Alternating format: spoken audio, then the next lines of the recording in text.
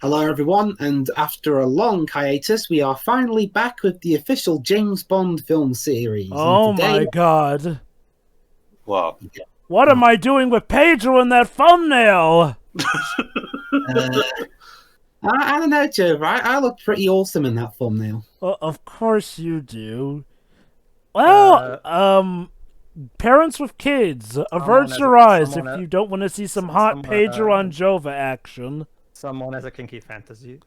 Actually, Joe, the context is a bit different than you'd think, but we'll get to that. The point Anyway, welcome to these. Hold on. We will not divulge who created this thumbnail because the author has told us that he wants to stay anonymous. But however, it is quite the interesting kinkiness. I will give it credit. I look hotter here than I did on the last James Bond thumbnail. All right, so welcome to the second official James Bond film, and the second one starring Sean Connery, 1963's From Russia with Love. The point being, we have Shiroi for this since she wasn't in the first one, at least, the previous James Bond movie. And the thing is, this time, as the name title suggests, James Bond has to deal with affairs involving the Soviet Union, the dirty commie enemy. So let's see how these Hollywood filmmakers tackles that with tact, shall we? Well, it's the 1960s movies, with tact. So obviously, no. Yeah. All right, so start before the MGM lion in 3, 2, 1, click. So, yes, Sheree, allow me to catch you up on the last two films. One was Casino Royale in black and white.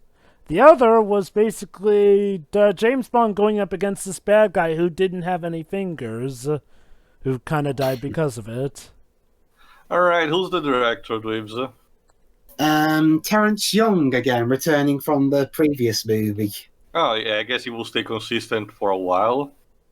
He missed the next film, but came back for the film after that. Oh, so for Thunderball, okay. This is also the movie, if I remember correctly, isn't this the one where Q makes his debut? Wait, no, yes. wait, hold on. Wasn't Q in the last movie? No. Yeah, but he wasn't Q there. Not the Q most people are familiar with anyway. Desmond Llewellyn. You know that Llewellyn. goes as the classic Q. This is the one where he first showed up. Yeah, and he missed he missed one movie, but he was Q from this movie in 1963 up until The World Is Not Enough in 1999. Mm-hmm. Where he was then succeeded by John Cleese. So, Shiroi, what's your familiarity with this franchise? My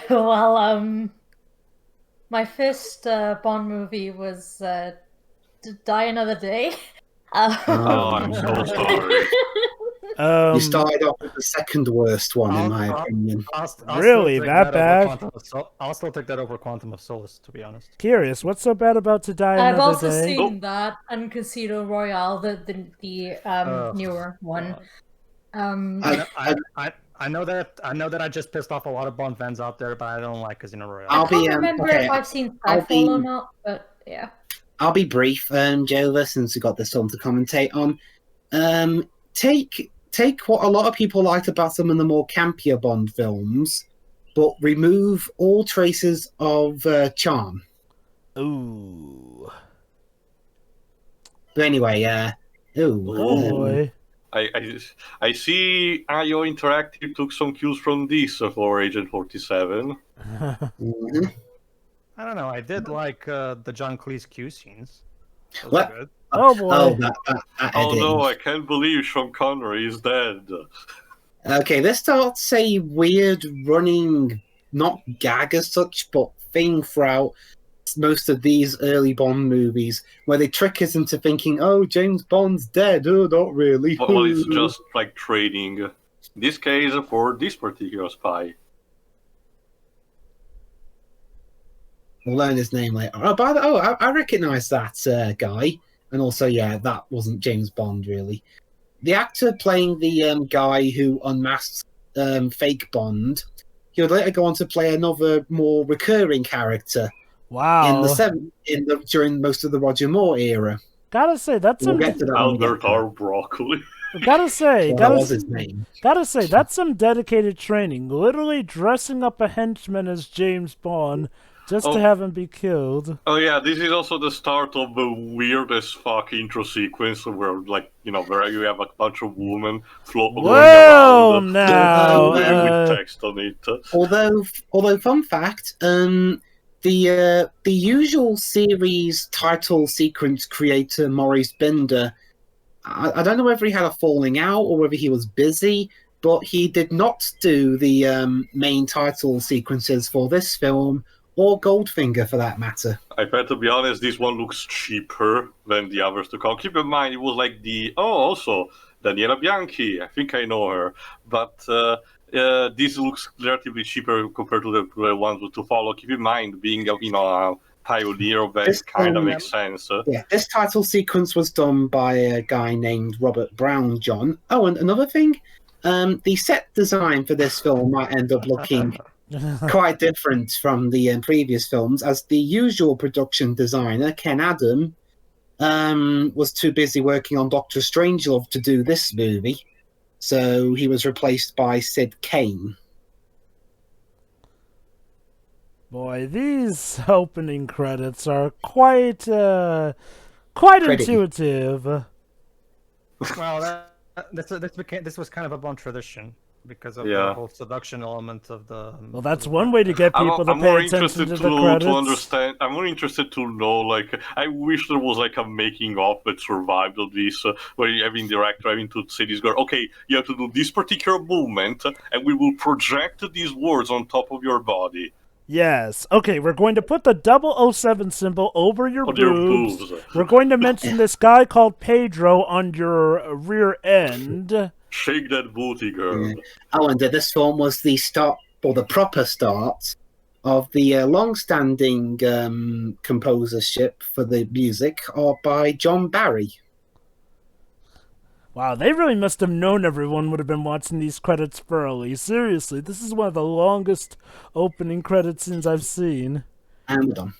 Mamma mia, we started badly. It's for the purpose of the song. It's for the purpose of the song, Jova. Like the Snake Eater opening, MGS3 was also heavily inspired by homage to this. Yeah. Oh yeah, remember when the flag of Canada wasn't a maple leaf? You fucking leaf. Oh, a chess match in Venice. In Venice, sure. Because no other Italian cities exist, apparently.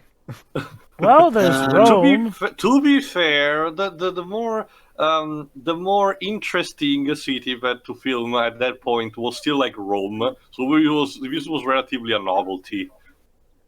Yeah, yes, before computers existed, we used proper boards. If I can give media some credit, when it comes to Italy, they tend to shoot enough variety with the cities there. It's not like, Germany, where the only place they do is like Berlin. Vienna or Berlin. Jova, Vienna is in Austria. Well, god damn it.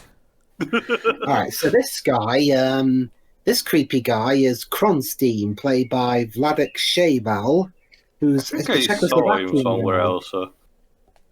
Well, actually, although the guy playing him was Polish. If I remember correctly, hold on. Yeah. Also, wow, very subtle message. Very subtle message there. Yeah. I required that one. Finish the match, deep shit. Come on. Yeah, come on, I got a meeting to go to here. Oop. If I remember correctly, didn't Sound of Music take place in Salzburg and was shot actually in Salzburg? Actually, I think it was. Sorry, which movie? Sound of Music. Oh god, I forgot the specific location, but I think so. I think it was Salzburg. If I Yay! He won. What does he win? Oh yeah. Let me guess. Prize money. Prize money and bragging rights. Those were mostly the rewards for chess matches, at least back then. Anyone else here play chess? I'm medium level. I'm not an expert, and I don't have the particular mental strategy, but I did develop a couple of skills. But yeah, it's time to expand the organization where Dr. No was supposedly part of in a previous movie. Spectre, led by okay, I'll mention the woman on screen. The woman is Rosa Klebb, played by Lottie Lenya, who is an Austrian American playing a Russian, and we have a familiar, not exactly familiar face, but familiar body. I take it. Anthony Dawson, who played Professor Dent in the previous movie, plays the physical form of the leader of Spectre, and Stavro Blofeld, but we don't know his name yet. Mm-hmm. And it's only knows it's called Number One. And Anthony Dawson doesn't voice him; he's voiced by an uncredited Eric Pullman. Okay, Shira, you've probably already heard plenty of times whenever people are talking about over-the-top campy villains, they usually use the term, "Oh, he looks like a Bond villain." Well, yeah. This is one of those movies that created that stereotype, like the cat stroking, mustache twirling type of villain. And then this is one of those, like you don't even see his face; you just see the cat with his. There's no real reason for him to have like. You think that such a thing will actually diminish, his intimidation factor because cute animal and all, but somehow no. Instead, it gives a more nobility. Since you're kind of an expert, Shiroy, what exactly is it about stroking cats that makes you look villainous? Well, they're cats. I guess if you manage to tame one, you are just as evil as them. It sort of comes from the Egyptian dialects of cats granting you power here and there. All right. Sorry, my yes.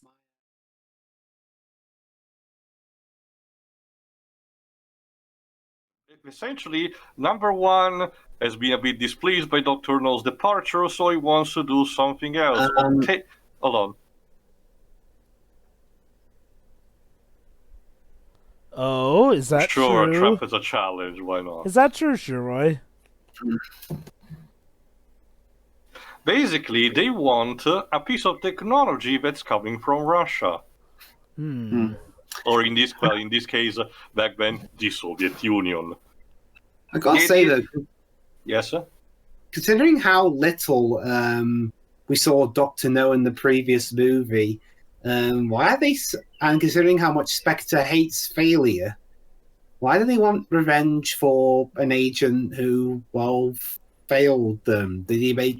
I guess. Okay. Allow me until this point, their plans had not been thwarted this time by other organizations, so it's personal. One thing to take into consideration is this: despite Blofeld warning Dr. No about what would happen if he failed, Dr. No was Dr. No was yeah, whoa, that sums him up. Focus. Right, Dr. People are allowed to sunbathe, Jova. Jesus Christ. Seriously though, those things are jutting out. Anyway, back to what I was saying. Dr. No was a very, very, very, very important article in the grand scheme of things. He was, shall we say, not quite a queen, but more like a bishop or a rook in the case of things. He was a very valuable piece of the puzzle here and there. Let me put it like this. Blofeld warning him about failure was the best way to motivate him, of course. I mean, that doesn't mean that he wanted to get rid of him. It's in the Evil Overlord handbook. You don't want to immediately you don't want to abuse or get rid of your best recruit or whatnot. What you want to do is properly motivate them. So, basically, yeah, Dr. No One's a big player in all things, so of course they want vengeance for his death, because that was a major blow against the operation. And they're after something called a lector decoder.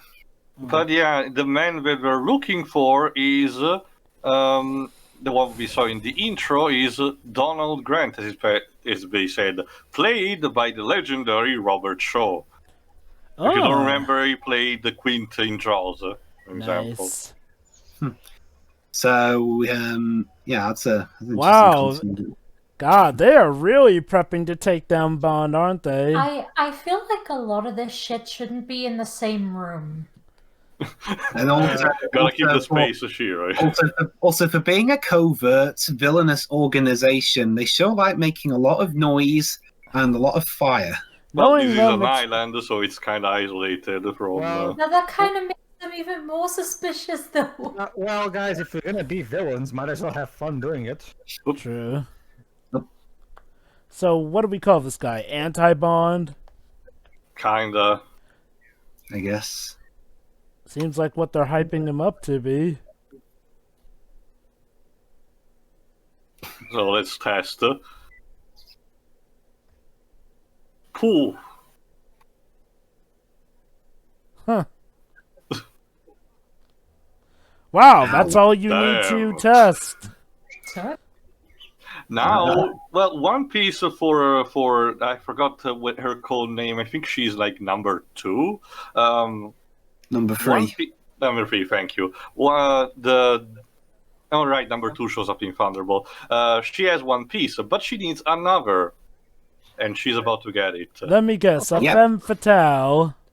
An Italian playing a Russian this time. Daniela Bianchi. Her resume is not that expensive, but she did some stuff in the 60s, basically, in my country. And she was also in that film with Sean Connery's brother Neil. Let me guess. She's a lot like the leading lady in Dr. No here. It's kind of the only thing she was in, but holy howdy did it make her career. Well, actually, and Joe, that's another thing. Both are linked by being in Bond knockoff films, except one wasn't a Bond knockoff of sorts, but we'll get to that. You mean Codename Tiger or Operation Kid Brother? Operation Kid Brother. Okay. Also, too, well, he does have more resistance than Connor, it seems. So yeah, basically, part of their scheme is to trick Miss Tatiana Romanova into believing that Rosa Klebb is still part of the Soviets. Yeah, in fact, she's playing like triple agent at this point.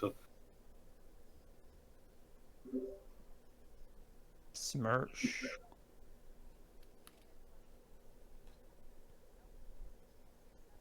So an Italian playing a Russian. Keep in mind, Jova, at this point they were choosing actors not to play based on their nationality, but how good they looked. Yeah, I could see it. I mean, as long as she can do it well.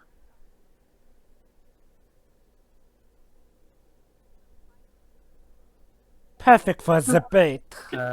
Don't misunderstand her words. She doesn't mean that in a sense, or in any kind of sense. She's very cold, evaluating. So when she says that, it's because she says that she's the perfect tool for the job.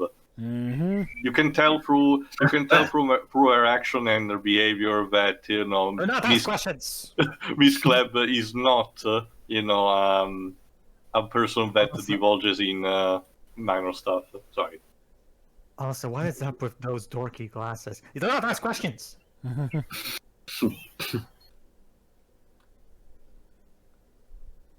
wonder who that guy is. I wonder. Oh my God, Indiana Jones's father?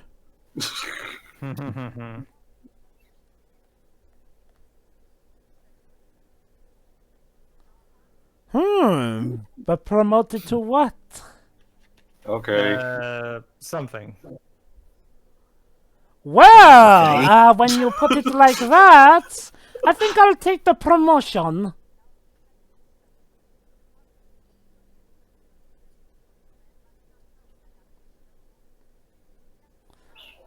And you will now refer to me from this point on as Fraulein Payne. But we're Russian. I love the way she said that bit. If you do, you will be shit.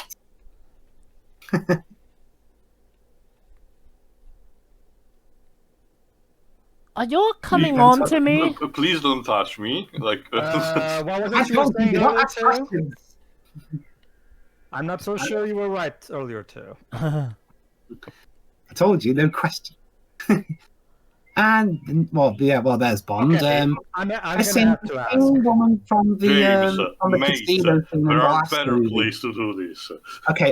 The whole apparently one of the early ideas for the series was for that woman there, who was also in the previous movie where she snogged Bond, to be a recurring character. This is the last film she was in. Yeah, they just dropped the idea. Also, too, I'm gonna have to ask. Like, there was one of those little boat thingies passing. That's by not a just now. gondola, Jova. Sorry, Pedro. That's why I didn't call it gondola. I know it's not a gondola, but I wasn't aware of its name. No, we're not actually in Venice, so this is a different location right now. Oh, yeah, right. Venice was the location where the Spectre contacted their agent there. Hey, Moneypenny. Yes. Oh, Woman, am I right? that's where Austin Yeah, Powers yes, gets it Pedro. from. Basically, Shiroi, Moneypenny is Bond's boss's secretary. Could you please stop stripping me for 5 minutes, woman? Come on, Jesus. I have a job to do. Boy. Jesus, the first is real. I know, right? I Yeah, know whatever. Car sex. I know I'm good, woman, but come on. Anyway, basically, Is it Shiroi, Jesse's character in the 7 remake? there you go, Shiroi. That's M, aka Bond's boss, and his secretary, Moneypenny. Moneypenny is a recurring character, and the running gag with her is that she also is thirsty for Bond, but she's the one woman Bond will not sleep with, and that's kind of the running gag. And she's the eternally sexually frustrated Moneypenny. Imagine the culmination is that she's the one he ends up. Because she's the secretary or something. No, Or sure. She's an easy target. You know, like to Bond, if he doesn't have to try to seduce the woman, and it loses all, then it's just not interesting anymore. I wonder. Watch it. The culmination of this continuity will be that he marries her in the end.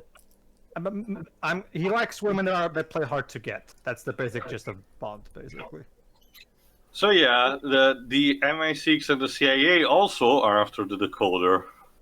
Oh, by the way, we should also look into this ghost protocol that the MI6 are working on. Could end up causing a rogue program, don't you think, Twibs? Wrong series. I'm just saying. Oh my god, now that you mention it, though. Dibs, Yeah. If I remember correctly, Dibs, this actor who's playing M, he also sticks around for a while, doesn't he? Yeah, he's in Bernard Lee. He started in the previous movie, and he would play up until Moonraker. Yeah. So quite far enough. Yeah. That was also because I think it was actually one of the last roles he did. He actually passed away 2 years later in 1981. All right. Like that'll ever happen. Yeah, seriously, that's a question. I mean, you look like Sean Connery. What's his name again, Dwebs? Could you repeat that? The actor playing Q. No, M. I know this one lower. Bernard Lee. Bernard Lee, that's it. Would you say Ralph Fiennes makes a good young Bernard Lee? I'd say so. Yeah, I mean, he's a lot better than a younger John Steed from the Avengers. Huh. So you're telling me that John Steed eventually becomes M? Basically, All right. Go ahead. This is also where the gadget starts becoming very interesting. Basically, and the formula now will be that every gadget that's being shown in the briefing will be a Chekhov's gun, because, it will be stupid to show them and not be utilizing them properly. Although in this case, the gadgets are rather more... Yeah, we're still starting softly. We'll become more crazy as time went on. For example, he doesn't have the Aston Martin yet. It's accused me as irritated with Bond in this. One of my favorite Q inventions is the one in GoldenEye, where it's a pen that's also a grenade, and they even God, that in Skyfall. So yeah, even the worst comes, you can even set up an explosive for the case. I mean, again, if you're gonna be a spy, might as well have fun with it. True that. Yeah, it'd be funny Anyway, if they turned the catches and it went off in their faces. basically, Jova, Skyfall, which is a 2012 movie, that movie is basically establishes it's a movie where Judi Dench Q gets succeeded by a younger version of this M, basically. You mean not you. Mm-hmm. It's kind of like an Obi-Wan Alec Guinness scenario of sorts. Neat. Sorry. God, Ewan McGregor Alec Guinness scenario. Sorry.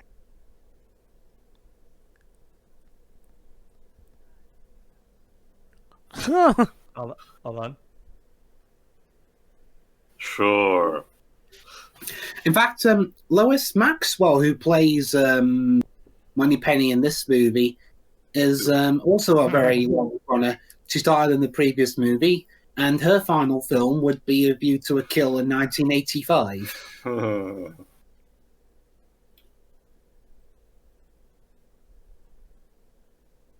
I have no idea what he just wrote. From Russia with Love. Oh, we have a title. Wow, Bond would make a. Oh yeah, From Russia with Love. Ha ha ha. Get it? Even though we're not going in Russia. It's a okay. Well, so we have to justify the title somehow. Okay, let's I see mean, which the idea is, airline we're using this time. I mean. Oh, Pan American. Oh, those days. Everything hindsight. Yeah. No, but Well, it's like any works pre-2001 that have the Empire State Building. I know. Wait, hold on. I think you mean the Twin Towers. The Empire State Building is still standing. Okay, yeah, you're right. Pedro, we're not in the reality where King Kong actually happened. Right. Yeah, sure. You know what I mean, though. Yeah. Was just joking, but no. Sometimes well, this kind of shit will happen. to be honest, there's the justification in the title is that the decoder is coming from the Soviet Union, so it's a very important centerpiece. So. I actually occasionally see cars that old driving around sometimes.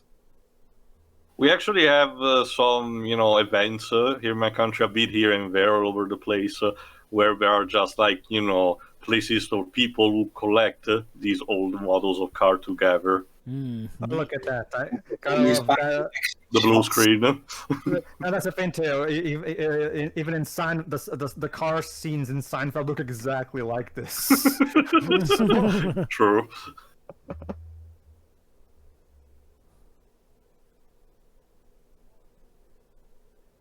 Of course it is. So why don't we lose? Oh. Well, that is a very interesting understanding. Yeah. I mean, that'd be like. Oh, by the way, this guy behind me, he is a spy for the. He's a spy for the Chinese, but we have a friendly understanding. Shit happens every day anyway. When it So comes yeah, to... the bulk of the action will be in Istanbul, Turkey. Huh. When it comes to James Bond, I've always seen Sean Connery is the tougher one, like as in like he has more of a tough dude type of vibe to him, whereas Roger is the charming one, like the one that goes the one that has amps up the seductive charm of sorts. I'm guessing Pierce is the one right in the middle. Yeah, for me, Pierce is my personal favorite Bond actor. I think he manages to hit a really good balance between the two. Okay. So yeah, MI6 is actually a contact here. Karen Bay. The character's name or the actor name? The character. He's played by Pedro Armendariz. Sorry. Could you send me that page just to see what nationality he is? Spanish, apparently. Sorry, Mexican Spanish. So, but let me give you the link anyway. Okay then. The accent is upon the second A. It's one of those things. It's one of those things where basically, when I look at Sean Connery whips, I see a Bond that clearly grew up in the streets. Oh God, this was literally his last role before he died. Jeez. Oh, man. well, I guess you could say he went out with a bang, hopefully? Well, he was in a good movie before his career left. That's nice, at least. But yeah, like I was saying, to me, whips, Sean Connery's Bond. This is a Bond that seems like he. Oh, is he burped? No, sorry. I'm just I have to do something where I'm muted. I can still hear you. Go ahead. Yeah, okay. To me, Sean Connery Bond. This is a Bond who grew up fighting in the streets and stuff like that. Whereas Roger Moore, this is definitely the gentleman, the British gentleman Bond who's used to, like who grew up in royalty or something like that. No, and even Roger Moore Bond had his moments of ruthlessness. Oh no, he does. You need to in Bond anyway. It's just that when it comes to these two specific actors, I see one quality rise above the other for both of them. Oh boy. I noticed you left out George Lazenby. Well, do I really need to explain that? What about Timothy Dalton? I like Timothy Dalton actually. He's fine. He's serviceable.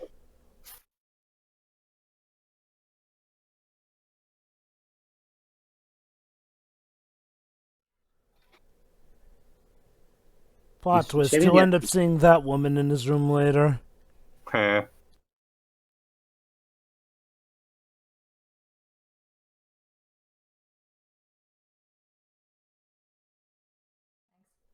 Hey guys, yeah, you know how we play the Bond? You know how we play the Bond theme for the really epic moments? Well, here's the grand epic moment of Bond checking into his hotel room. It's like that MST3K review. I think it's called Agent of 8. Basically. Now he checks out the bathroom.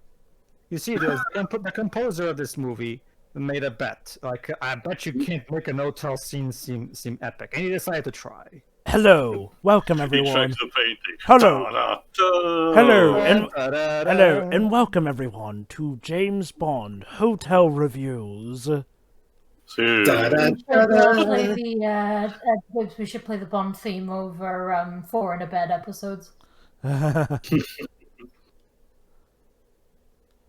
I'm just making sure that there are no tarantulas. I kind of had a bad run-in with a tarantula last time I went to. That tarantula wasn't going to kill you. With the killing of a tarantula in the movie. You want to hear something confusing too? Yeah. Swan Princess 7 is a James Bond parody because when I think Swan Princess, I think James Bond parodies. When I think Swan Princess, I'd rather not think at all. Telephone. Well, sure, you'll have a lot to think about with the latest Swan Princess movies. Yeah, I'm sorry. I just checked this room. It's too small. It sucks. So can I get a different one? Yeah, so it really is James Bond Hotel Reviews. Damn. Pretty much. Yeah? What's a popular in your country app that's used to rate hotels and places you go? Hotel Trivago. My country uses that to actually find ones, but sure, let's use with that. 4 stars out of 5. Hotel TripAdvisor, or is that just TripAdvisor? There you go. I forgot. That reminds me. Might as well ask. Oh, hold on. Is this something? No. Okay. I actually don't. I haven't checked, but you probably know. Like, what career did Roger Moore have after he left the Bond series? Because I am not very familiar with his post-Bond work. Oh, he did.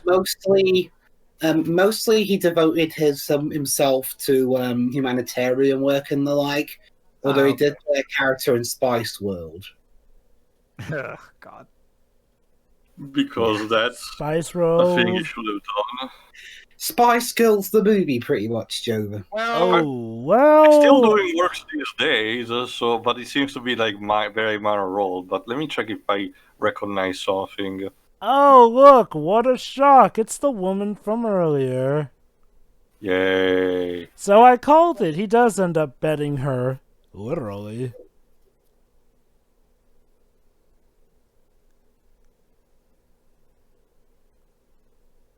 Basically, basically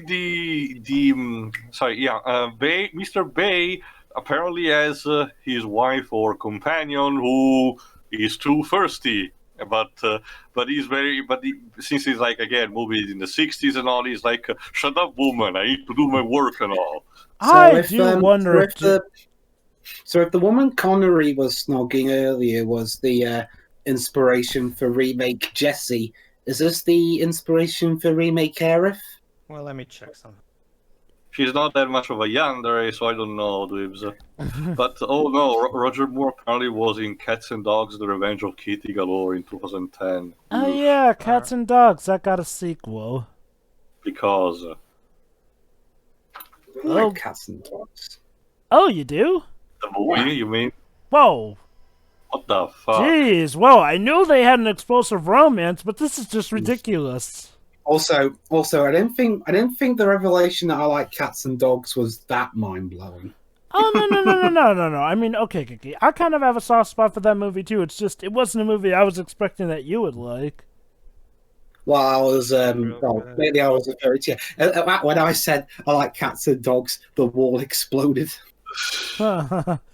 Yeah. Oh. Very funny. Alright, but when did it? So yeah, it must be someone else. 1963.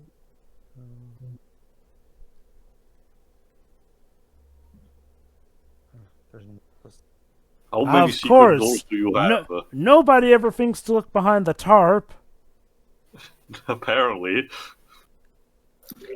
So yeah. This is an actual historical figure. Before being called Istanbul, which was the name given by the Moors, which became later the Turks, the Turkish Empire. The city was known with a couple of other names, but the one that stick with it the most was Constantinople, because it was the capital of the the Byzantine Roman Empire for the longest time. And it had, also killed mice. It had a set of underground, sewers and catacombs. So I guess Dr. Otrek will have a field day with this. Right after he goes to Milan. But yeah, the city's riches were mostly pillaged first by the conqueror of the Jihad, and later on by the Republic of Venice when they started the Crusades. So basically, Venice took that as an excuse to pillage as much as art and riches as we could. Long story for another time. I just gave the snippets.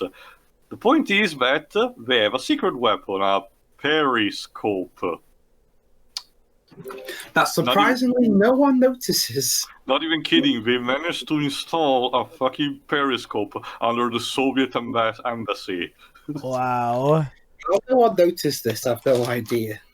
Well, let's see where it's hidden. From the top, anyway. If the Soviets were this lax with security, no wonder they collapsed. Well, that's exactly it.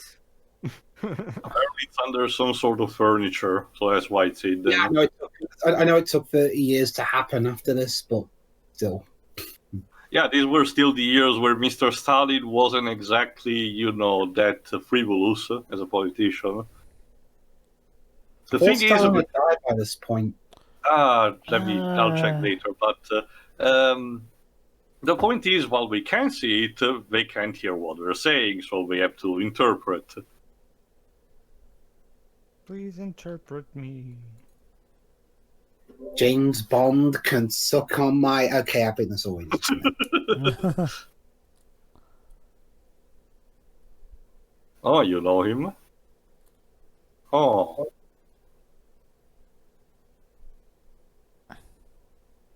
It almost seems like too perfect a setup, though. Like, that's literally the people we're looking for. It's almost too easy. That's the thing. It's a real convergence because literally everyone was this fucking decoding project. So in that case, there's a lot of suspects. Mm-hmm. The Soviets are just the most obvious one. Oh, dang it. Out of focus. Come on, come in. Oh, dang it. Yeah, just don't see the legs and all. It's almost like she knows there's a scope there, and she's doing everything to avoid having her face show up in it. How did Bond pass the psychiatric evaluation when he keeps looking at women? I guess back then it was more frivolous. Well, yeah, it was the 60s.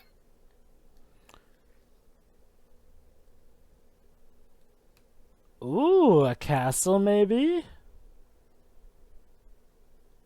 No, basically they need to pass the night somewhere else because since someone bombed the embassy, they're not really safe there, so he needs a Bond to stay somewhere else, especially because he found that his room was bugged.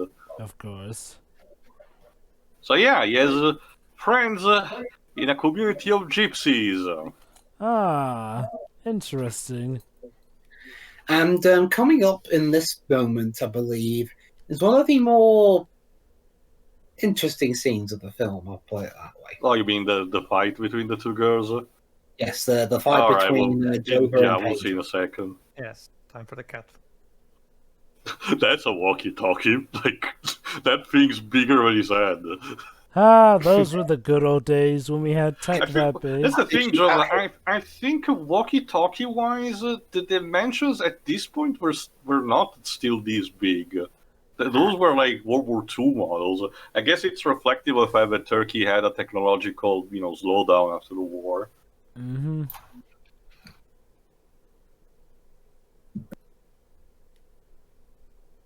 Okay, for the record, audience, I have no idea how accurate this must be, so I'm completely blind. That's what the internet's for.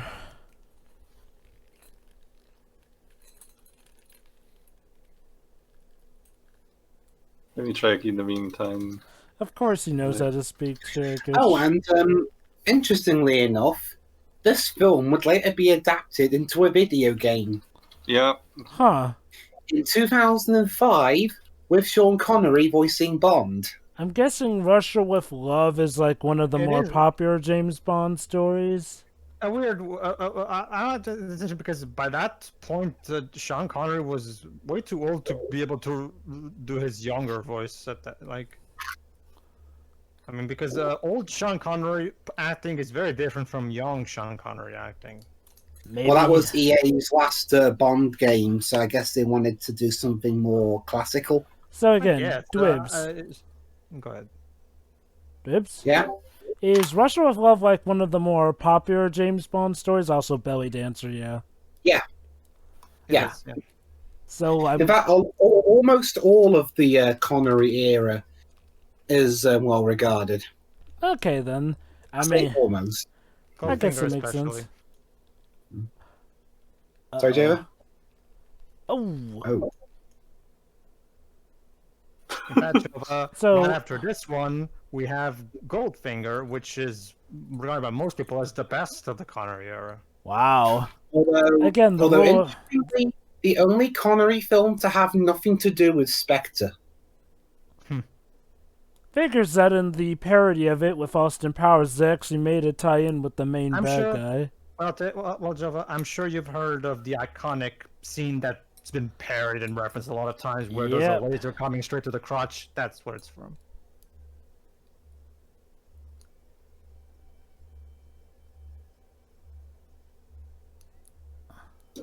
I'll be honest, belly dancing isn't really my thing.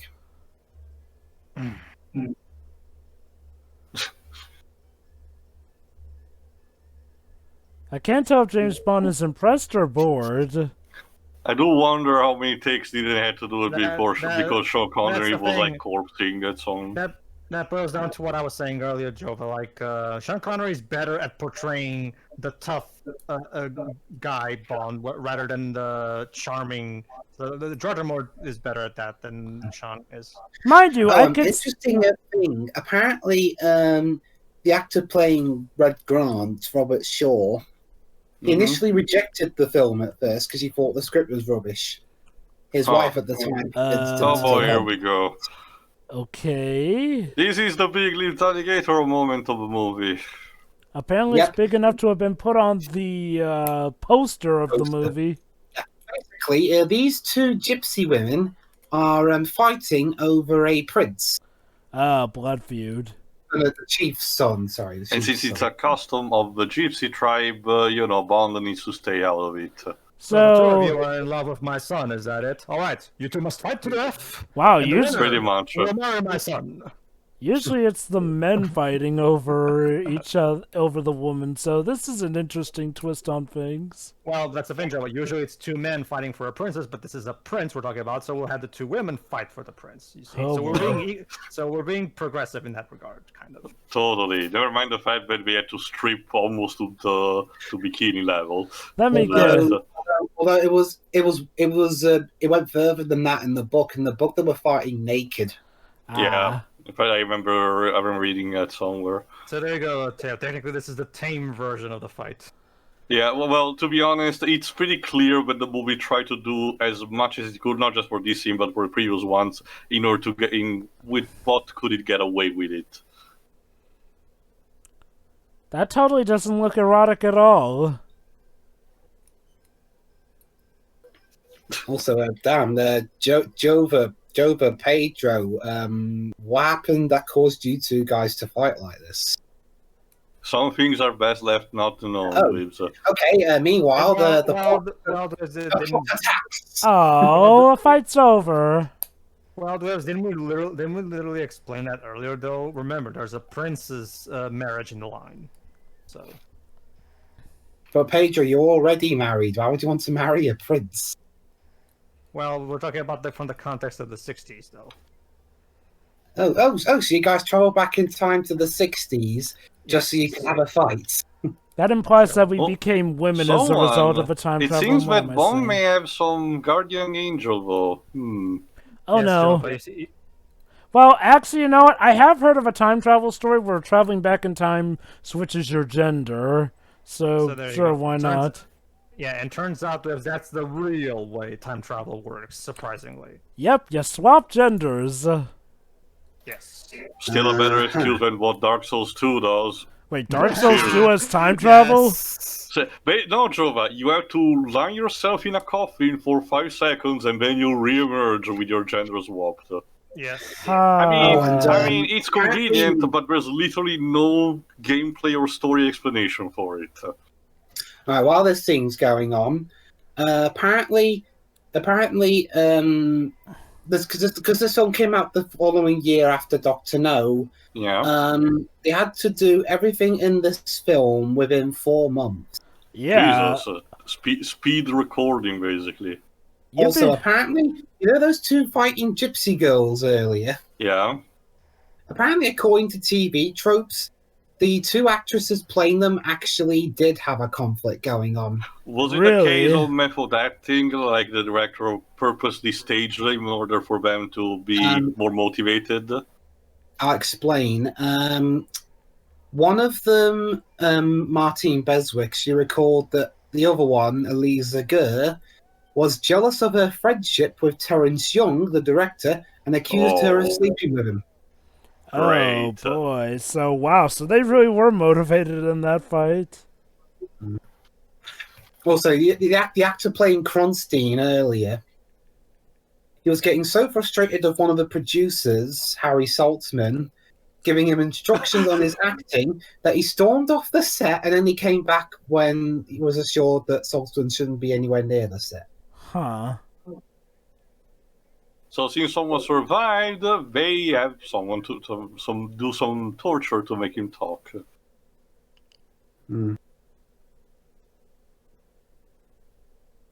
Yeah, basically, since no place is safe, it's best if they stop doing that. It's best if they, kill the Bulgarian and his core.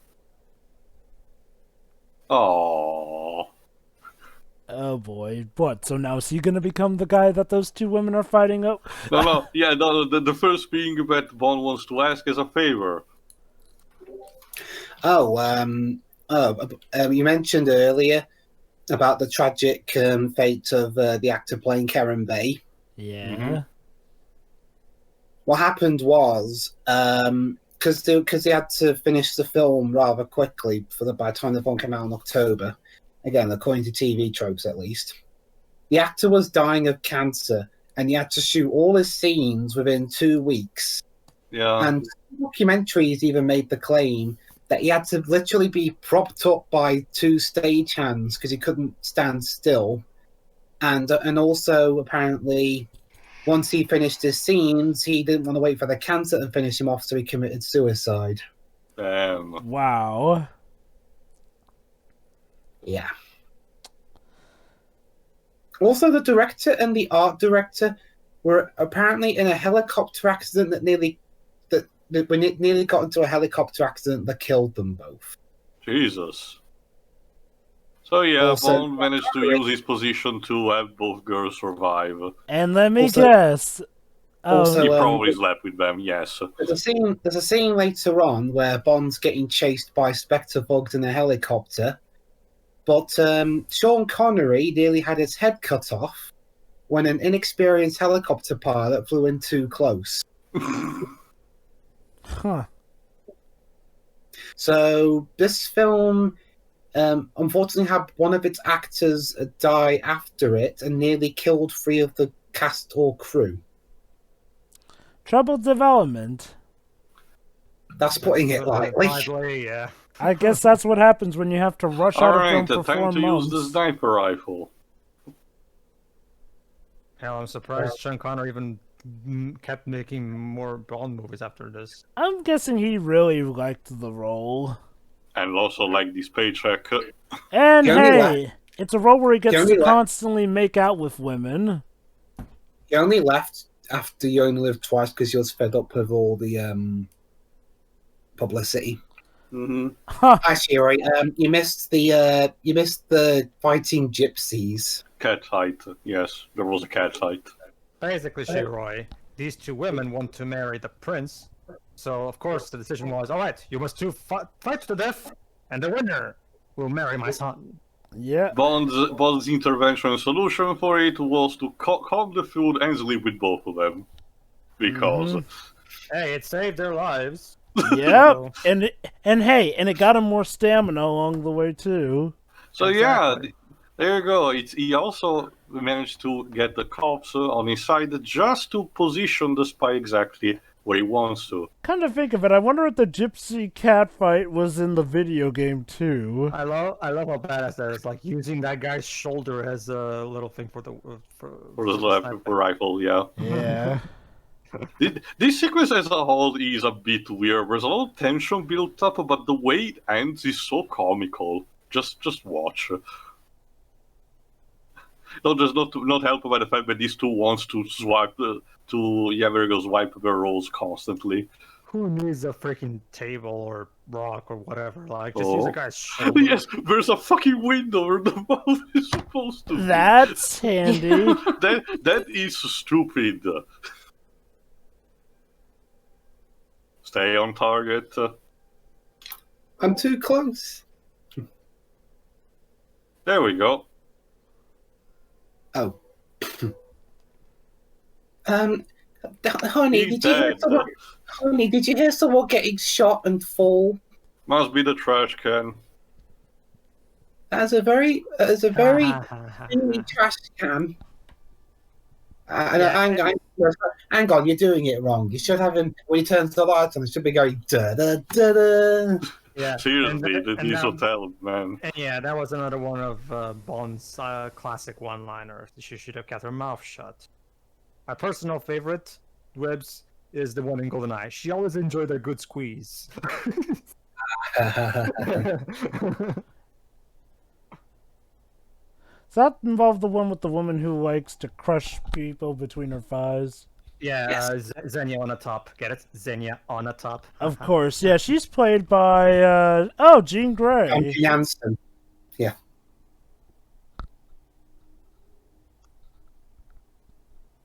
Something stinks. Don't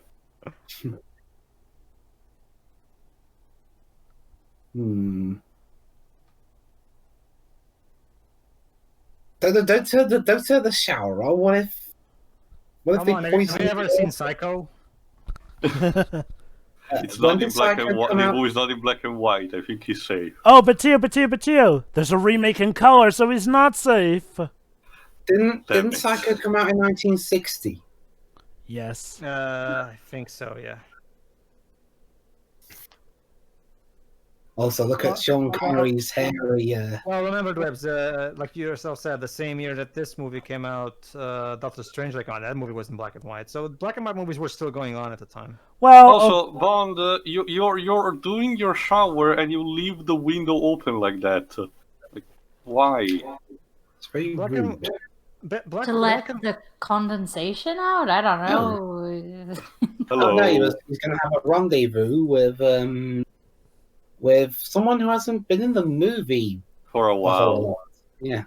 If you remember her instruction given by number 3 were to find Bond and do whatever he says.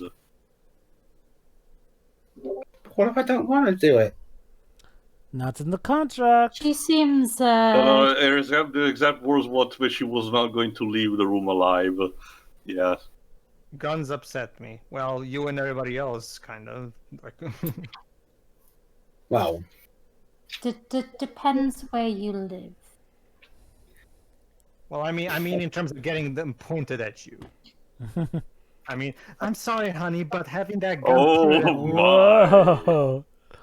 I'm sorry, honey, but you putting that gun at me upsets me. Well, no crap. I'm sorry, James Bond. I thought you enjoyed girls who were challenged, because that was way too easy. Maybe his idea of a challenge isn't actually that much of one. I don't know. Hold on, Joe. Hold on, Shuri. Don't you see, Shuri? This is actually he has a plan. See, He's actual diplomacy talking. yeah, that's a very weird currency. So you're choosing to not go with the flirt option. Interesting. basically, Shuri, sometimes he willingly tempts the women to see if he can get information out of them. Please don't touch the scar. He knows how charming he is, Shuri, and he takes advantage of it. Dweebs, maybe that's what turns her on. Come on. Scars. You'll be surprised, Dweebs. Yeah. Trust me. Like you'll find compared to the shit what I saw in the internet, it's super tame. Believe me. Yeah.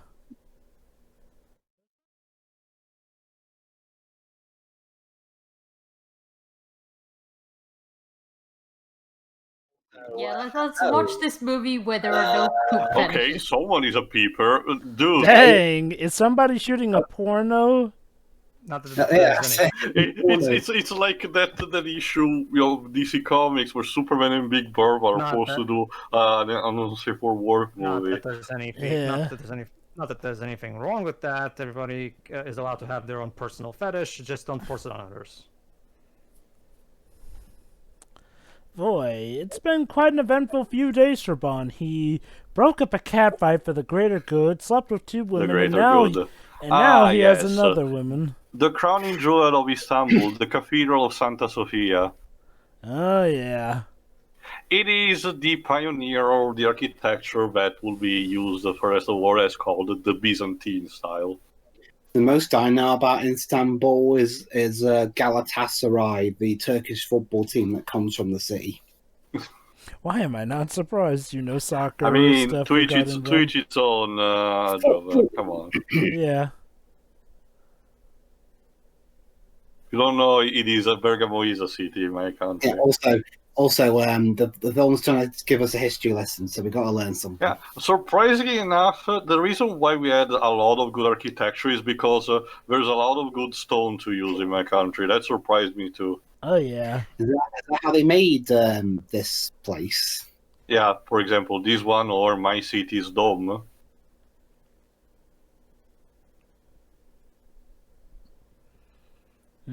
Excuse me, gentlemen. This is no time to be playing hide and seek. To be fair, the place is big enough to warrant doing something like that. Well, let's face it, there's a lot of duels between Bond and certain opponents that basically rely on a lot of hide and seek. Pretty much. Throughout the franchise. Hell, it was basically the introductory sequence of this movie. I can imagine that being part of the MI6 induction test.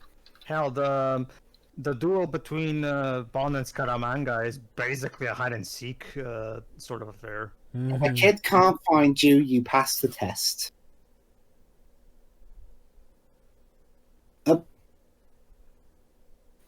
Sucker. Always a fool for gold. Uh-oh. Also, hi.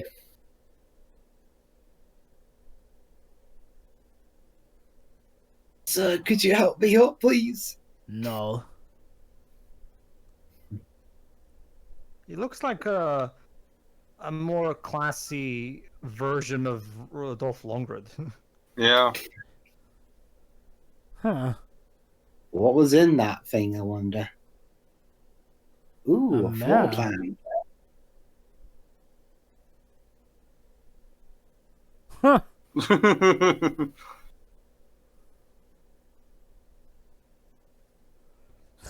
Doesn't take him long to figure out when someone's compromised.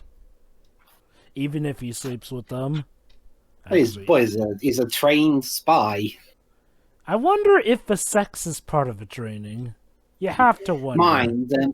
Mind, as the film series goes on, a lot of people seem to know who he is, so he's kind of a crap spy by near the end. Yeah. That's kind of a thing. It's like, well, if you know a spy, chances are he's a really bad spy, or he's a spy who intentionally wants the world to know about him to make it more challenging for himself. I guess that's kind of the point. Some of the later, basically, most of the later Bond movies are a bit of deconstruction of the entire genre. Well, you also have to remember that these kinds of movies, they're a men's fantasy type of movie. Like you're supposed, they're like one of those movies where you like that kind of you like imagining yourself in this guy's. Yeah. These place. men, you wish you were these men.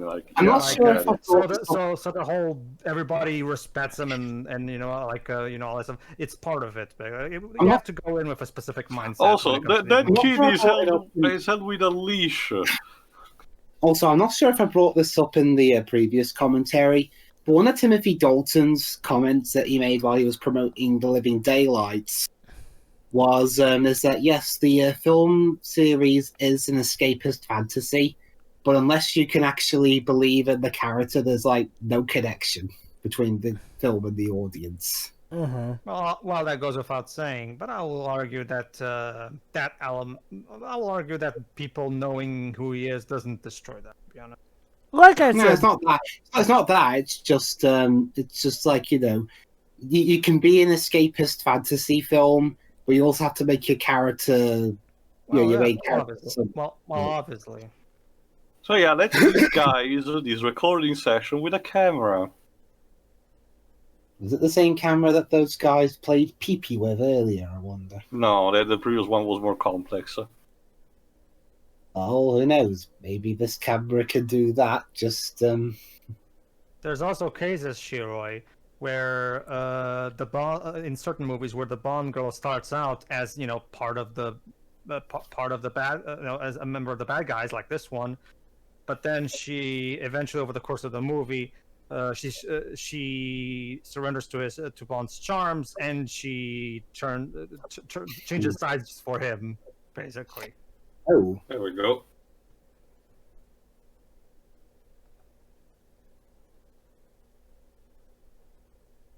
Like stuff.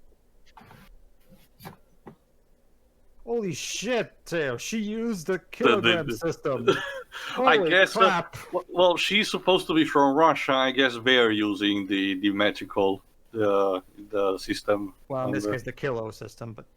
It's part of the entire system group. The metric. Thank you.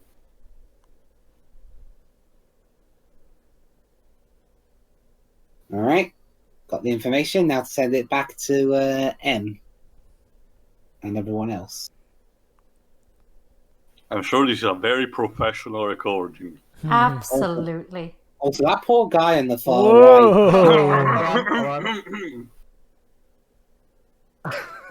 right. Do we need to listen to any more? I love how Bond definitely was very candid about that. Like, he doesn't care that he's on record. He's proud of it and he knows it. Oh, you think this? Dude,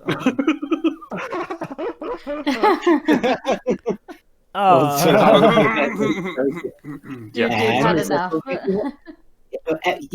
Some of your superiors are in this room as well. Do I tell them about it? Well, that's the thing. he gets results. That's what Jova said. They can say what they want, but the truth is, he does get the job done. Yeah. Well, I was Oh no, How does MI6 function? I was more concerned about M. Don't worry, Dwebs. M will be fine, as we know. Uh-oh. Yeah, let's take a day of vacation. Lord knows we could use a vacation after being shot at. Oh, that reminds me. You think that's Red Shiroi? Dwebs, remind me again. What is that one Bond movie that ends with M asking Bond, "What do you think you're doing, 007?" And yet giving her a complimentary British greeting or something along those lines. British end up. That's it. The guy who loved me. Yeah, basically, Shiroi, both M and his superiors catch Bond in the act, if you know what I mean. and he asks, "What do you think you're doing, 007?" And he says that one line that Dwebs just mentioned. So there you go. So trust me, this isn't even close to how embarrassed M will feel over the course of this franchise. So yeah, let's create a diversion.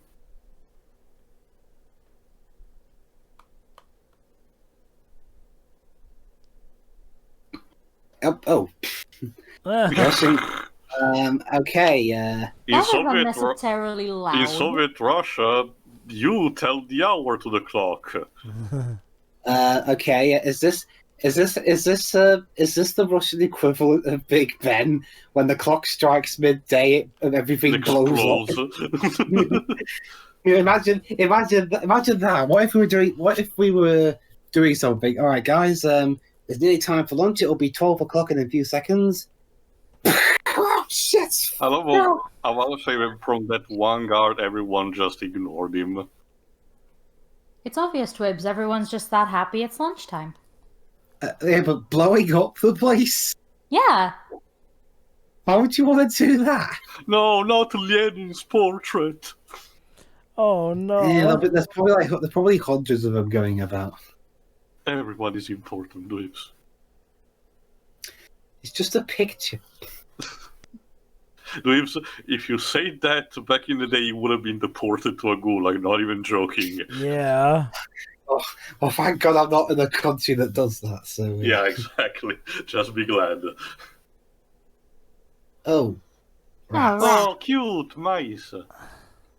Oh my. They just want a hug, Shira. Come on. No, I'm fine with that. Are these the rats at the pipe? Shiroi, you don't know where these mice have been.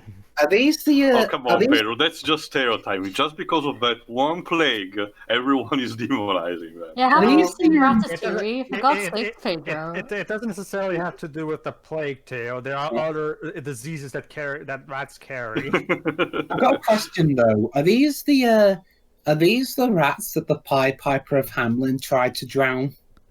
Maybe. Well, apparently did a shitty job. What are you talking about? What are you talking about, Dwebs? I remember him stuffing him into a magical cheese. Wait, what? That's how Disney tells it, Shiroi. Basically, in the Silly Symphony of the Pied Piper, instead of drowning the rats, I'm guessing Disney didn't want the cruelty of the Piper drowning the children. Disney doesn't want to show that, but they're gonna show somebody eating live baby oysters in Alice in Wonderland. Yeah. Well, technically, With little cartoon baby faces and everything. Well, technically, they didn't actually show it, Shiroi. It happened off screen. It was heavily implied. It's heavily implied, but technically, it wasn't shown. Empty shells on a plate and everything. Mind you, in Make Mine Music, we did see a whale get harpooned. But yeah, you were saying they stuffed them into cheese or something? Well, basically, Shiroi, in the Silly Symphony version of the Pied Piper, he instead sends all the rats into a giant cheese, and a giant cheese just disappears, and I guess the rats disappear along with it. That's the thing, Shiroi. Remember, this was made back in the 1930s, so my guess is the animators were like, rats, cheese, and that's how far they they associated the rats with the cheese, and they put in cheese just because rats, you know. So yes, Jovat, guess where we are? We're back again with Sean Connery on the Orient Express. Oh, wow. Some things never change. Boy, This is the classic thing in British fiction too. Like that's why. Well, it is also Istanbul is also part of a trait of the rail trait about the Orient Express. Although I think the actual Orient Express movie came out a bit later after this. I'll check. That's why that's what the Military Express on Pandora's Box in Leighton was a throwback to this. Well, it is basically the most famous rail line in Eurasia, basically. Yeah. Mm-hmm. What could possibly go wrong in between all that time? Miss? Thank you. Excuse you as well. Huh. There you go. Murder on the Orient Express was 1974. Well, think of it like this, Shiro. You have. Oh, hold on.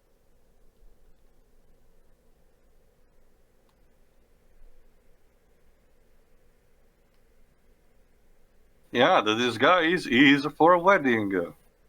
Cute. And by cute is like a color, like I keep getting reminded of that. What are you doing? I keep getting reminded of that scene in Tokyo Mew Mew where the guy passes out a romantic moment. What is essentially a very creepy scene. Oh.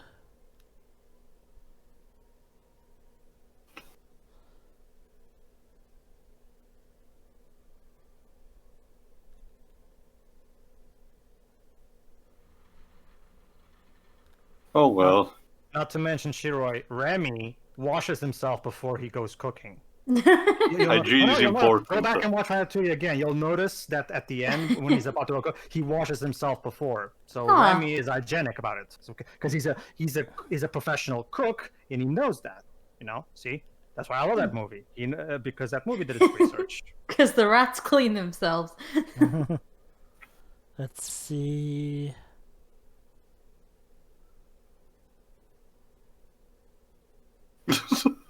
That's lazy. Huh.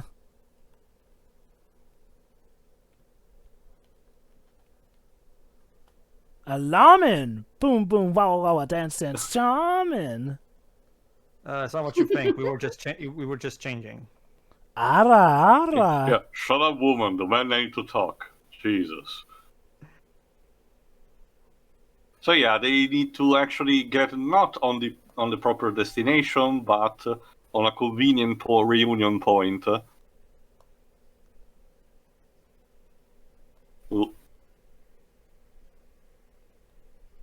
Ben's weird. It's almost like he's supposed to be the main bad guy, though. Or at least he seems to be. Well, that's the thing, Java. Remember, at this point for Bond, the only major opponent are the Soviets, of course. So of course, these doofus with a porn stash appears to be the proper main bad guy that he has to face. Or is he?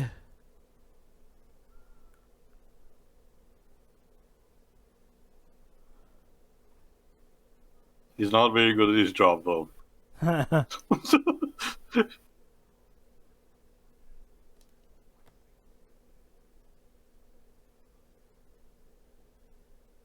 Whoop.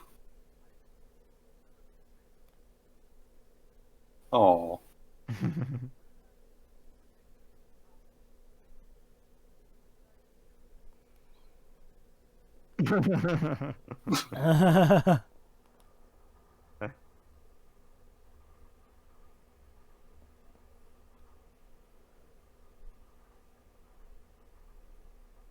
So, are you actually going to do something now?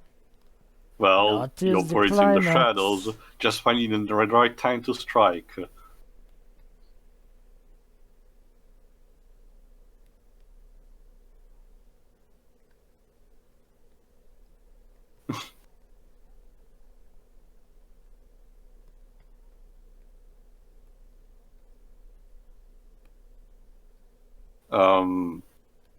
Depends. So what have I missed? Basically, they caught up the Soviet, the Bulgarian spy, the Commissar Benz. But of course, the agent hired for Spectre instead is always working in the shadows. Well, yeah, I mean, Spectre.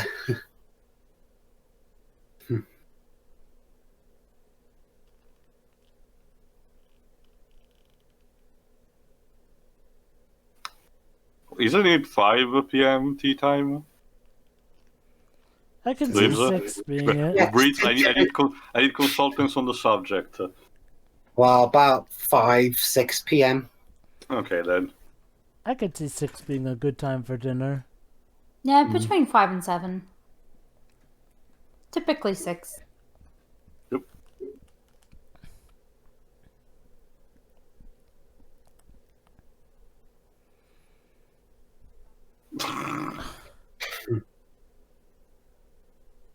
Whoa, it's English custom to smack your lover on the rear. Okay. But no, here. Oh, hold on. But no, basically, but to explain about this show, you have to think like an animator. Rat, cheese, cat, mouse. That's how animators think. Basically, they associate these terms when they think about them. Yeah, the majority of this act of the film is going to be spent on this train. Pretty much. How nice. Well, it depends. If you like trains, then yes. Good for you. Then, well... Oh no. Unfortunately, as we've said, we kinda exhausted the scenes he was in.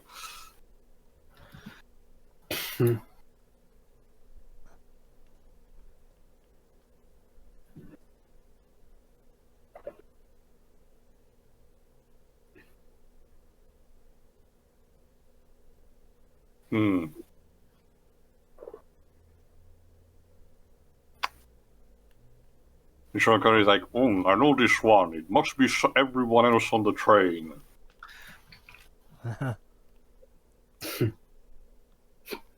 It's it's a bit of a shock value, the fact that they get killed like this. Not necessarily off screen, by the fact that it's like literally out of nowhere. But it does contribute to the whole mystery. Again, from Bond's perspective, the Soviets have been the enemy until this point. But this just doesn't end up for him, the idea that we killed each other. So, what could this be? It's something more mysterious. Something more sinister. I wonder if the reason that they hired that other girl to do everything he says is that they microchipped her or something. No. But basically, remember, as the strategy that entailed between number 1 and number 3 was to basically entail a plan to have the girl as a sort of unknown decoy. Huh. Fun fact, one of those guys just then on that shot of the train going past them, Yeah. one of them was Ian Fleming. Cute cameo, basically. Yeah, although unfortunately, apparently this would be... Because Ian Fleming was only a little bit involved with these early movies, because he died the year... I think he died the year Goldfinger came out.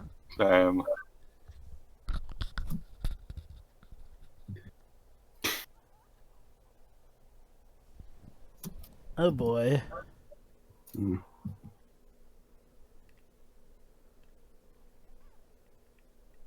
Oof.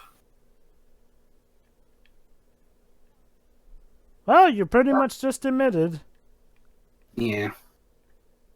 Also, yeah, I know some people are going to say this scene doesn't really age well, but think about the context. He just lost a dear friend. Also, friends, plus, the Russians, even the Russians, no matter how hot they are still the enemy in his case. So, yeah. Bond is prioritizing. James is prioritizing his job right now.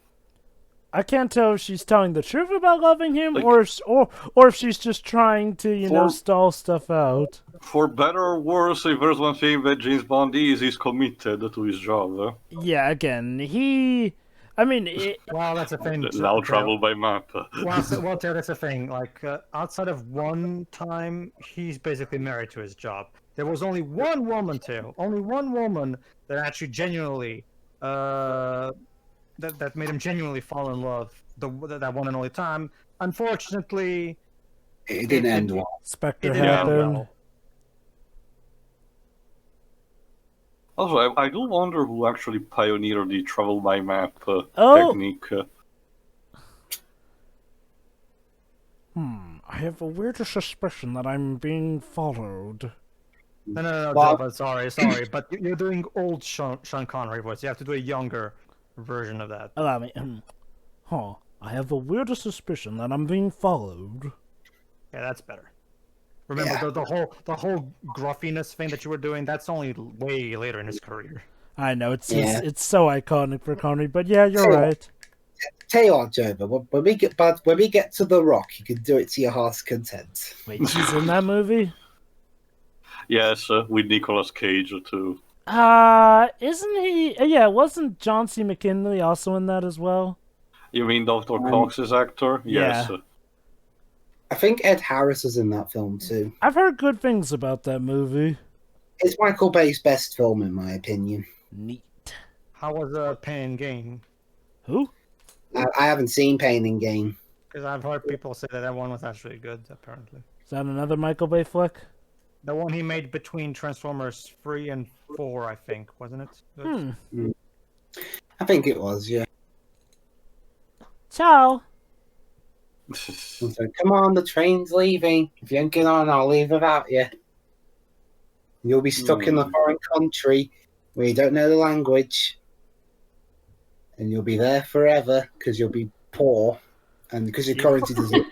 And because smartphones don't Get it. exist yet, so getting out will be harder. Well, to compensate this, there were embassies in most major towns all over the world. That True. was their function. Oh, look, we're traveling by map. It's Well, well, actually, I was making a Muppets reference, but sure. okay. Think of it like a multi-reference. I mean, Muppets for the mapping, but Indiana Yeah. for the theme. Yeah, I generally do wonder who actually pioneered it, the travel by map cliche. I'd say Um, I would say Indiana Jones is what That came out way later. revolutionized. No, hold on. Indiana Jones is what revolutionized it, is what I was saying. In terms of, Yeah. you know, which one started it, I don't know. Also, we're in Zagreb now, so that means... But yeah, So we're in Croatia now. There we go. but you have to understand, Shiro, that animators think differently than we do. Anyway, you were saying, I don't know. Tia? I heard what you said earlier. So Let me see where it's specifically mentioned here. But the earliest report area, the earliest reference of use of it is in car and camera around the world from 1929. Never heard of it. Well, I guess it was just a pioneer technique. Well, still, though, I mean, okay, so that's the one that started it. Yeah, I was just searching for that, not necessarily who popularized it. Ah, okay. Here's a fun test for you, Shiro. See if you know how to think like a game designer. What do you do for shovel? dig. No. Think about it. It's a stick with a piece of metal on top. What do you do with that? Whack people with it. There you go. See? And you now also you're thinking like a game designer. you also can use it to pogo off of enemies' heads. Exactly. Okay, oh, hello. Uh-oh.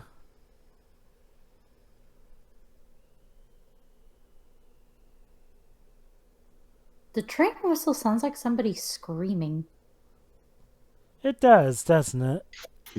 That's the actual whistle of your Orient Express. Is very specific of it, of the model. So, he finally gets to meet. I don't know why, but your accent sounds a little fake. No, sir, I promise you. I come from London. Right. Sure you do. What part of London? Northeast London. What part of London? What town? What little bit of London? What town? Isn't London a town already, technically? London's a city, but it has little bits of it in as well. But anyway, where exactly in that part of London do you come from? I don't know. From the River Thames, or I don't know. That's in central I was London. gonna say that's nowhere near that. You're under arrest, sir. Not just for butchering the geography of my home, my nation's capital, but for being a spy. So yeah, technically Bond is facing what could potentially be the main villain of this movie, and I get the feeling he's none the wiser. Or Weird. is he? Weird. I wasn't aware that the former was a crime. Well, it depends on how much of a It's a crime we just made up. yes. Oh, so it's like They're when still you arresting you for it. Well, yeah. Well, sure. Remember, it's my nation's capital. Yeah, you had no stake in this. So. But I'm British.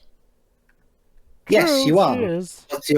But you're also Welsh, and Cardiff is your nation. Well, here's the Oh, thing. fine. Well, here's the thing, Shiro. You guys are supposed to be the United Kingdom, but you guys are always And Wibbs is cutting us off for the sake of his argument. No. That's exactly my point, Shiro. You guys are supposed to be the United Kingdom, but you're more like the quarreling kingdom because you're always pretty quarreling with much. each other. So whatever. That United Kingdom name, that's bullshit. That name means nothing. It's just comedia play. It's propaganda. We all hate each other. Yeah, but we love each other in real life. Yeah. Sure. So anyway, dinner time. hopefully it's not poisoned. In fact, now that I think about it, yeah, that's exactly why they had to leave the European Union. They're just not good at this whole unity thing. We're slowly falling apart. I thought Parliament was already a sign of it. The whole world is falling apart. That's the. I know. Red wine with fish. Eh? Terrible taste. What do you prefer, white wine with fish? Actually, it's I'm the not recommended questioning, choice. Yeah, I actually know this stuff, Jova. Yeah, so with fish, it's recommended to use white wine due to how it balances the delicacy. Yeah, so I don't like either. believe it or not, I guys, understand. Me neither, Shiro. I just know how it is. believe it or not, that's actually gonna tip Oh. Bond. Also, that is. I can still see the pills. Look at Seriously. that! Look at that! I was right. Poison. The best Spectre has to offer. This is the best they could find. I dread to feel what the worst is. I mean, on the one hand, good for you. You came up with the good old-fashioned poisoning trick. Like, you'd think a lot more would come up with it. But I could see it. Shiro could see it. Wine isn't exactly. Wine is pretty. You can see through it. Like yeah, especially when you're throwing in a sleeping pills. Mm-hmm. Yeah, but yeah, basically anyone could see that you were spiking their drinks. You are the worst poisoner ever. Well, if it works, it works. In fact, why don't you just drug Bond's drink, and then I think the idea of getting the red wine was to Oh, help that because snap. the red wine is more concealing. Oh boy.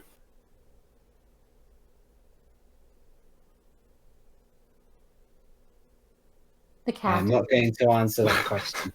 I don't think Bond cares, Shiro. Sorry. We're gonna steal the cat. The biggest prank towards number one. We don't care about your plan. We're just stealing the cat.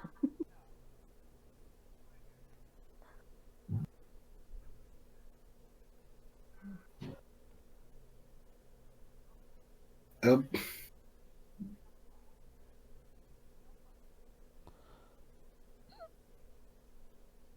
Oh.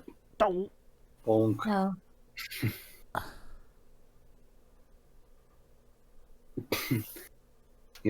Bond, you are A bit of an idiot, yeah. I mean, he spiked your colleague's drink. He's acting like a prat. Unless this is all part of Bonds' master plan. Not really, Joe, because as you will see in a second, if it's not one of his gadgets that he's using at the last second, he would have lost here. Huh. Also, touching the body, not really a great idea.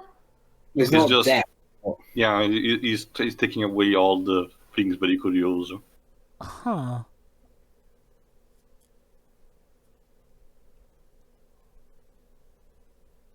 I know you're not British, mate. Give it up. I guess he wants to keep up the act. Put your hands in your pockets. What if he's got a gun in them?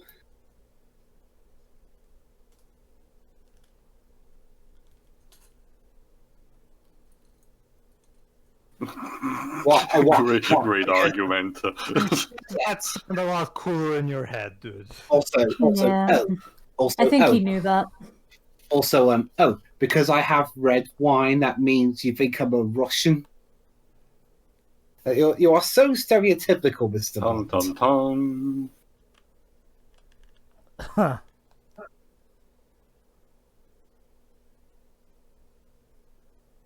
It reminds me of so is it not the organization itself, the word itself. Is it Spectre finishing with an E or Spectre finishing with an R? I never could get that. Finishing with an E. Yeah. Okay. Here's the thing. Over in the British ones, it ends with an E. Over in America, it ends with an R. Okay. Weird. Well, Yeah. Teo, I can actually understand that because there's equivalent stuff from Brazilian Portuguese to European Portuguese. Isn't it an acronym meaning that all the letters are important? Yeah. Don't worry. Even in American releases, we maintain it with the E because, it needs it for the acronym.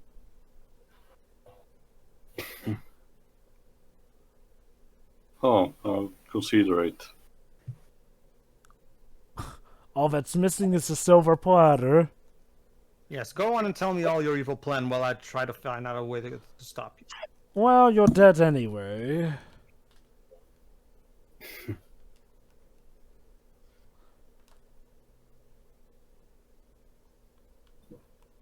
Huh. Yeah. She was just a pawn, just as everyone else. No, she isn't. So basically, she was essentially the main decoy, basically to lead James Bond to think that she might be a femme fatale, in case all else failed. It's actually rather genre savvy, especially for something made like in the 60s. Ew. A microfilm. I wonder what that film's about.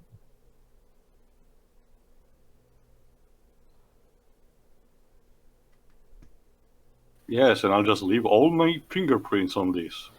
Well, to be fair, Yeah, okay.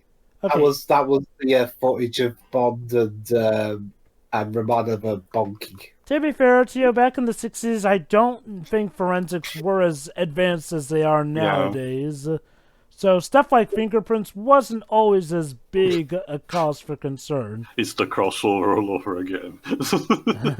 I'm joking. Which lunatic asylum did they get you out of, eh? Ooh, them's fighting words. Oof. He didn't take that very well.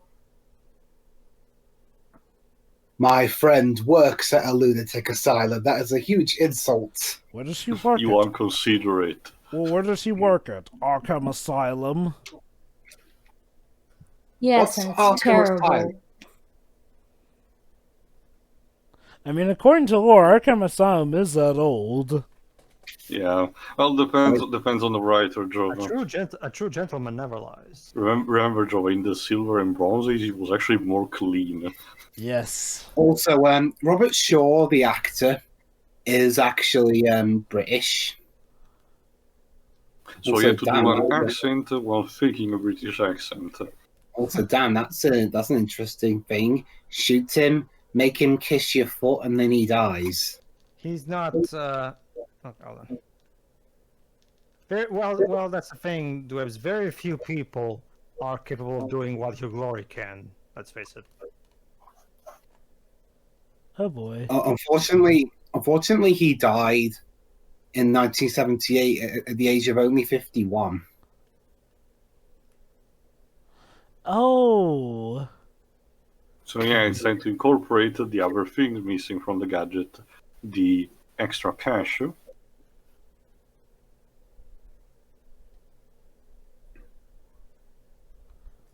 Oh, it's funny you mentioned that.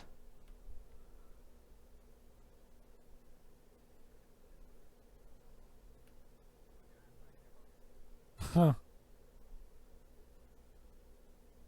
Why do you have me do that? You know, I could have a gun in my pockets. That makes He sure thinks that you he don't took throw everything anything. off him. Yeah. Mm-hmm. And... Ah! Exactly. Yep. Mr. Red Wine, you fell for the classic powder in a suitcase trick. And stop saying that I'm Spectre just because I have red wine, you assuming prick. Ooh. Well, technically, it's not assuming, considering how you literally admitted that you're part of Spectre. How did we manage to have this much choreography in such a tight space is beyond me. Well, I mean that's what bothers me the most about the final fight scene in The World Is Not Enough. They couldn't Because do it good. That fight scene also takes place in a tightly confined space. Unlike in this one, it shows that the two actors were not really comfortable at doing it. Which is a shame. It's Pierce Brosnan and Robert Carlyle, and yet the best you could do was that. That sounds like a recipe for awesomeness. I actually thought. Yeah, no, that is true. I actually thought the sword fight in Die Another Day was cooler, to be honest, than that. And that wasn't a worse movie.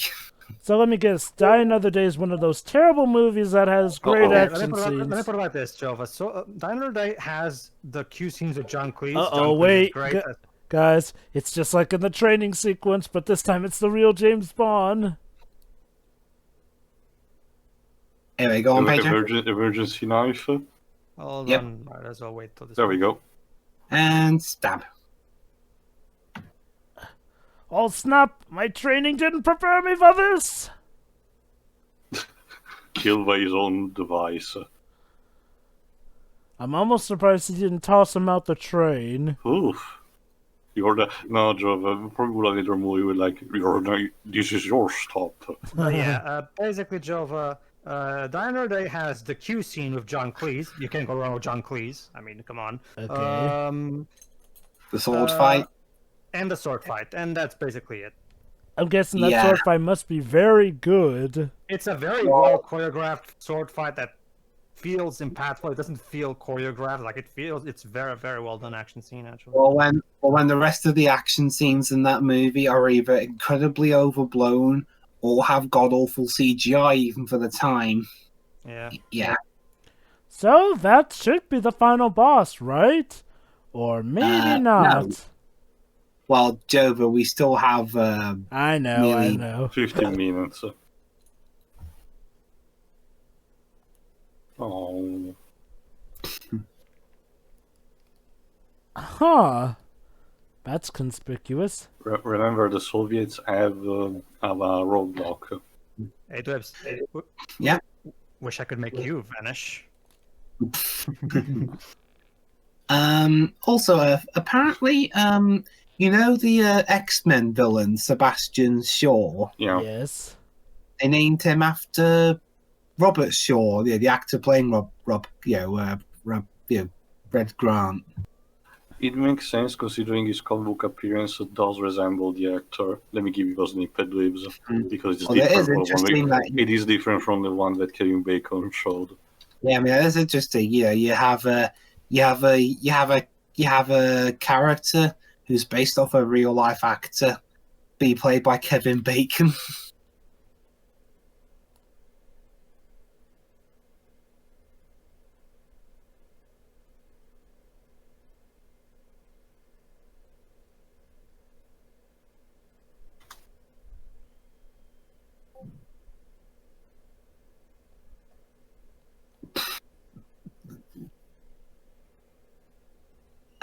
Grant's not here right now.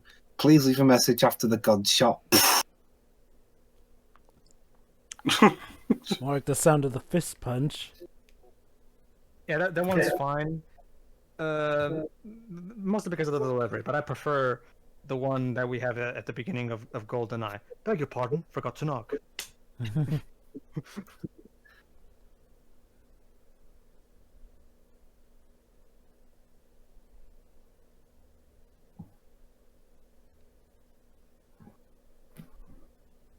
Well, yeah, I don't think he's running away from that. Come on, you don't know how much colder it is. Now is not the place to be doing it, woman.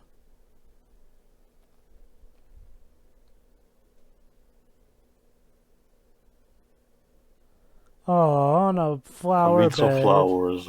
Let's hope none of them have thorns. You know, I've just realized something. Yeah.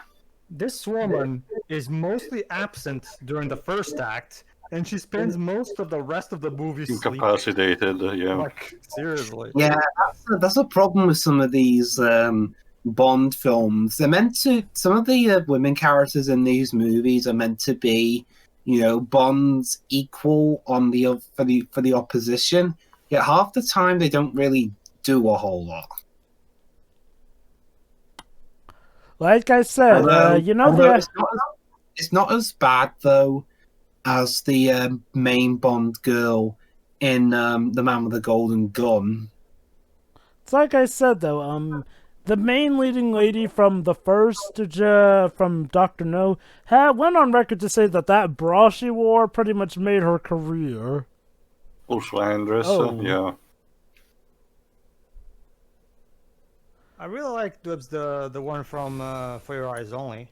I remember that one being good. Oh yeah, the one where she is on a revenge mission, pretty much. Yeah. Well, I mean, I like For Your Eyes Only. Even the weird disco score. Yeah, well, it's from Bill Conti, who did the Rocky movies. So yeah. Okay, it's time for James Bond versus a helicopter. Oof. Oh yeah, this was the shot that nearly cut Sean Connery's head off. Yeah. Wow. That fight. Hitchcock also had a similar scene for one of his movies. Hold on, she's actually is she gonna do something now? No. Whoop. There you go. Yeah, Hitchcock did a similar scene with Cary Grant in 1959 for his movie North by Northwest. You know, it's funny. In story, these guys are trying to kill Bond, but, you know, casting-wise and behind the scenes, they almost succeeded. Yeah, I mean, jeez. Okay, it's okay. On one hand, you know, these kinds of scenes are what Bond films do really well. You know, do everything in camera with, you know, people being very brave and that. But in this case, considering the pilot was inexperienced and it nearly killed the lead actor, I guess on the one hand, he gave one of the most genuine shots of somebody trying to kill Bond. But and I know stunts aren't done without risk. Oh snap! Because there's plenty of time for it to happen. But you'd think they'd hire more experienced pilots. I'm not entirely sure if that was physically possible, but whatever. Apparently that that guy's blood was jet fuel. That's the thing. Like that shot that he made him drop the grenade into the. I'm not entirely sure if that was physically possible. Okay. The shot itself was possible. What happened was that he shot the guy in the arm, which caused him to drop the grenade, which then blew up the helicopter. Yeah. Well, it's a good thing that guy was a fucking idiot. Then. Yeah.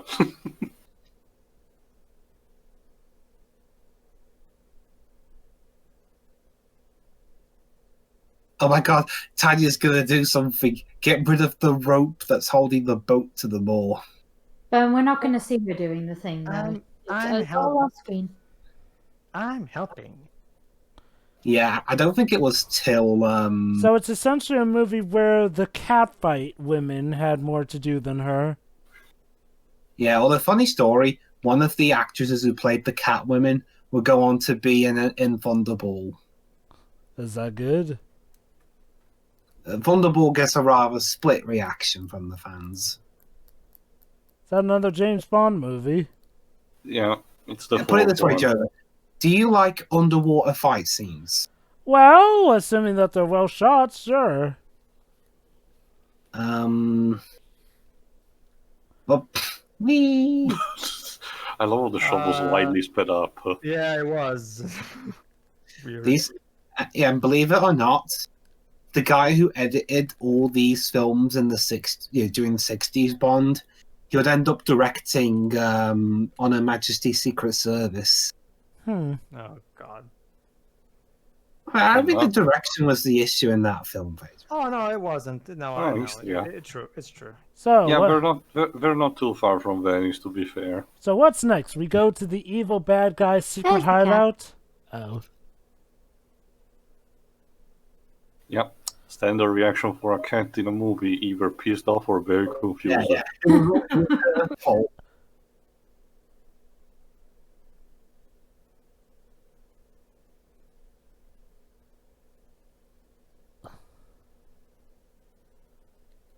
No one else has heard of you. I have to wonder, Shiroi, do Yes. cats typically enjoy being stroked like that for hours?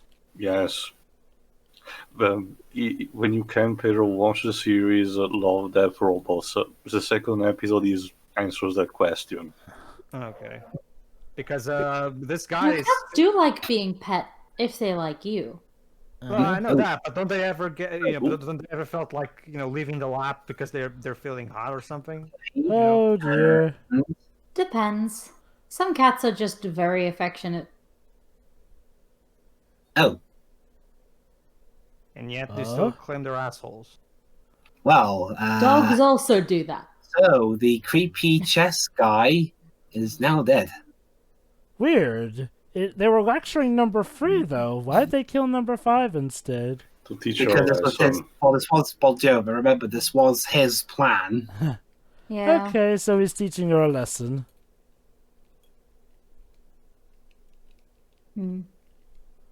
And be careful. I mean, otherwise, we still otherwise we'll be test.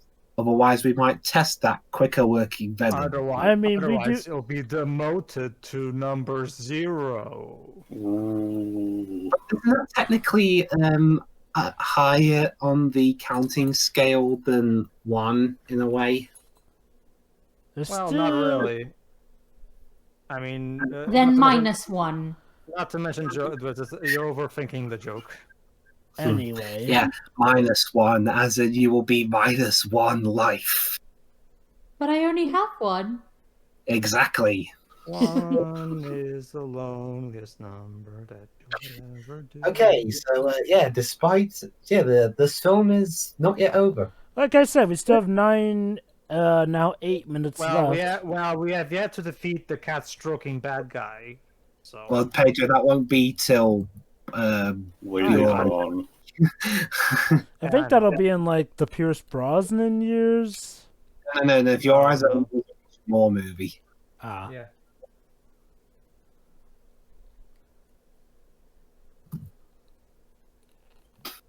Wait, I thought we were dealing in numbers, not colors. Oh snap.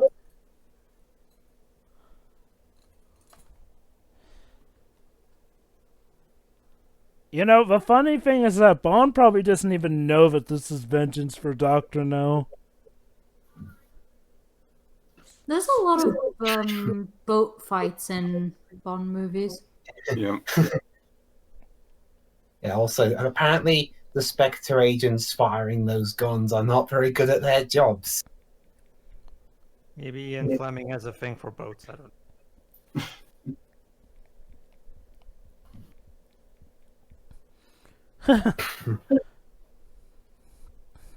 Okay, sir, slow down and navigate our way through these barrels.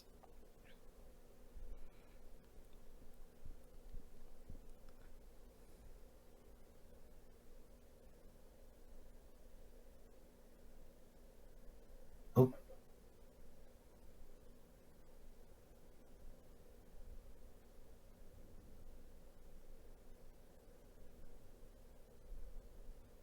I said, do you not listen to me? Flare gun!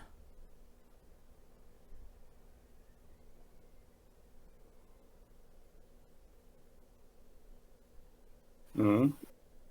Of course.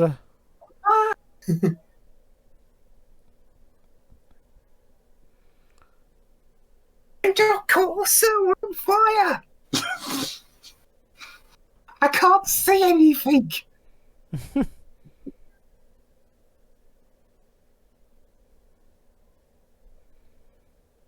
That looked like it hurt. And they're still trying despite all this. Jump into the fire! Ah!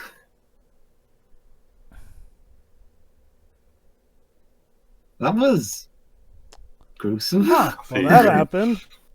He burned to death. Either Well, that- it be on the boat or in the water. Well, I must Yeah, well, say, that's what happens when you're on a boat that's on fire. well, I must Of course, say, I'm that was completely quite a muted. lovely boat ride. It was a very warm day outside. Yeah. Oh. Who's that maid there? Well, to be fair, Sean Connery's limited Italian is pretty nice. Certainly better from what I hear in Moon.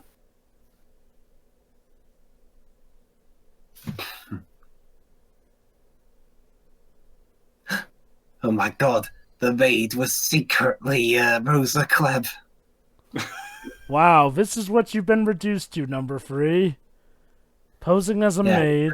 She's desperate, she will try anything. Slowfeld demotion.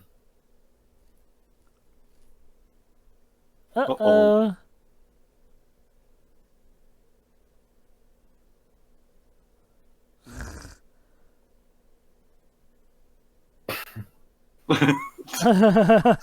Curses! Foiled again. By being noticed.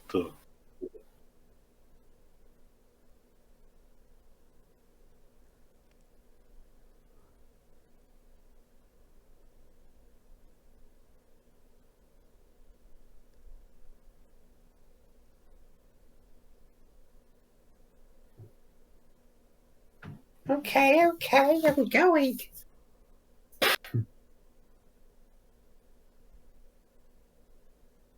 Oh, this is awkward.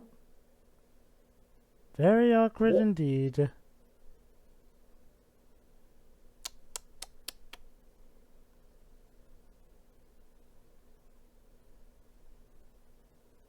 Alright, let's sneak out. Nice and slow.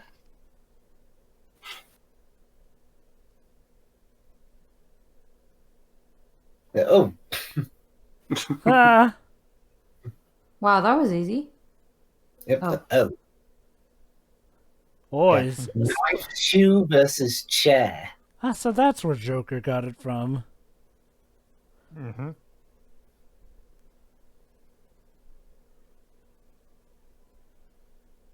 Hope you're good with a gun. Oh. Also, apparently the original plan for Rosa Klebb's death was to have her trip over and kill herself by stabbing herself with her own poisoned shoe knife.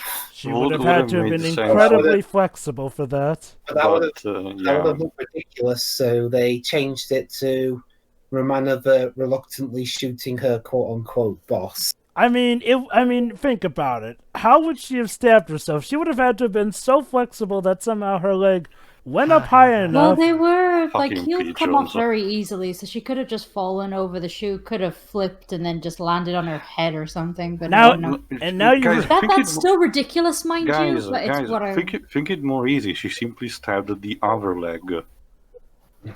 Yeah, but would that really kill her as opposed to just wound her? It just need to inject the poison in the bloodstream. Oh, the tips are poisoned. You don't need to. Yeah, they're poison knives. Ow. Okay, then, fair enough. I know! Yeah. Look at the green screen behind us. Yes, but being filmed by the director, by the people of Rome, or Venice, sorry, Venice.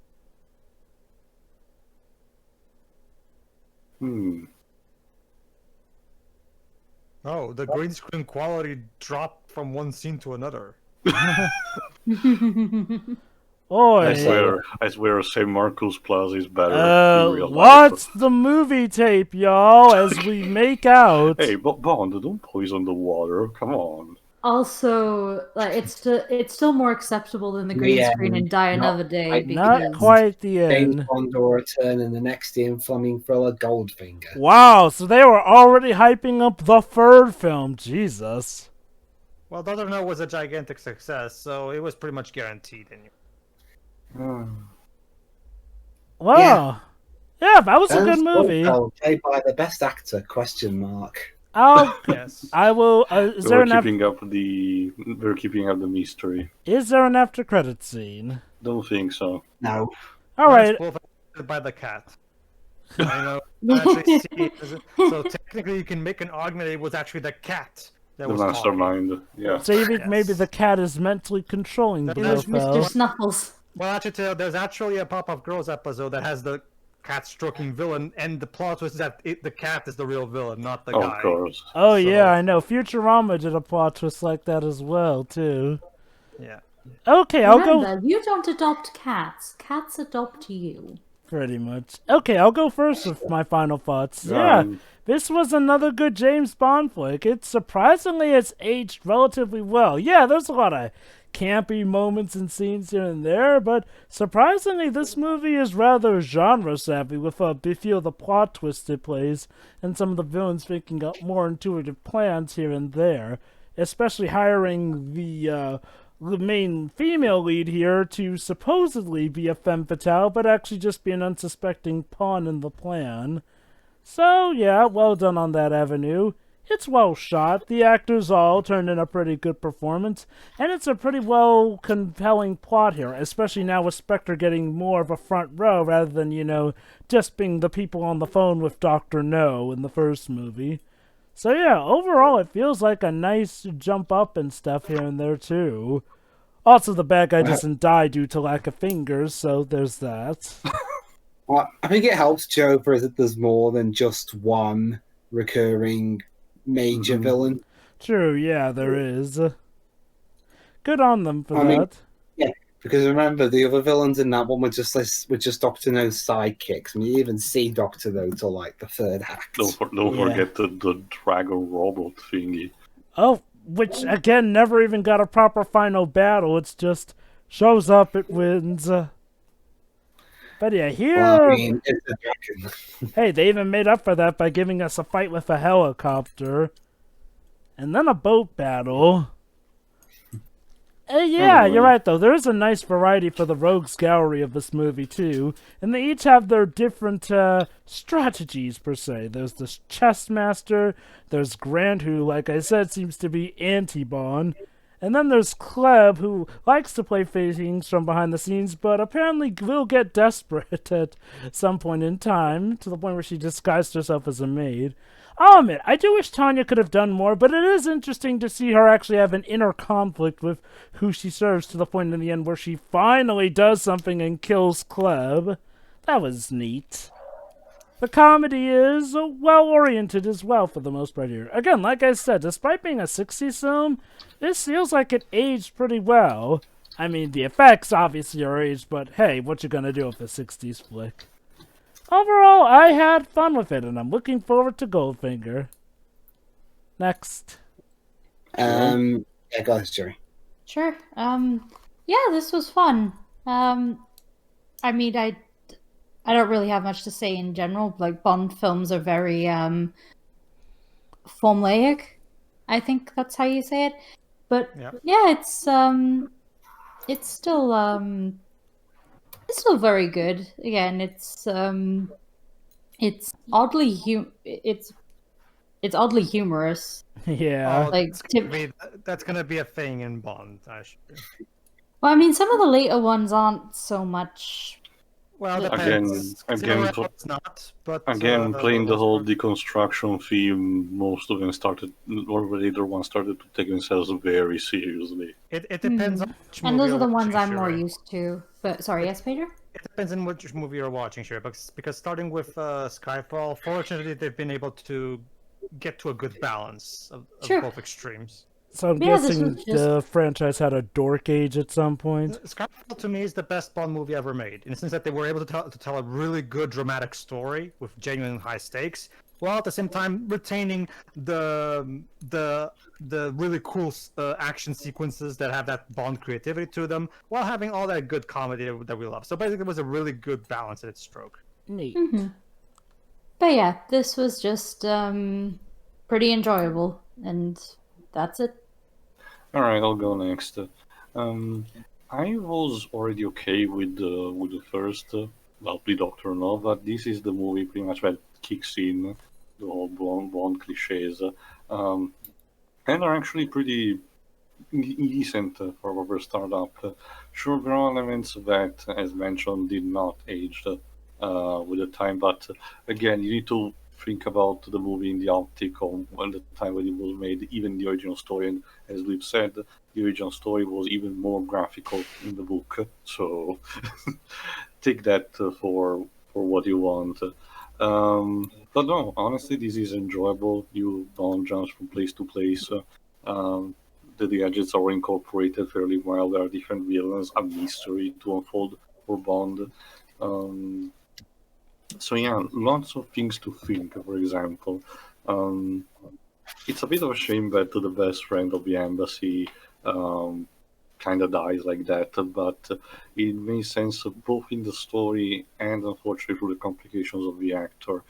So yeah, overall, a very better sequel than the first movie, and an appetizer for things to come. Next. So I'll go next. So yeah, this film definitely has a lot of improvements over the original. The villains actually show up early. The music is not as Looney Tunes-esque compared to the last movie. Please don't forget the moment in the hotel. Yeah. Dun dun dun dun dun dun dun dun. That tarantula had a family, man. Not just that. In this movie, the moment where they keep playing the Bond theme, and the super tension moment where he's just examining the hotel room. Again, this night on James Bond Hotel Reviews. Sorry, the bed's too small. 0 out of 10. And also the bug on my telephone is a bit of a downer as well. Not as much as the bed though.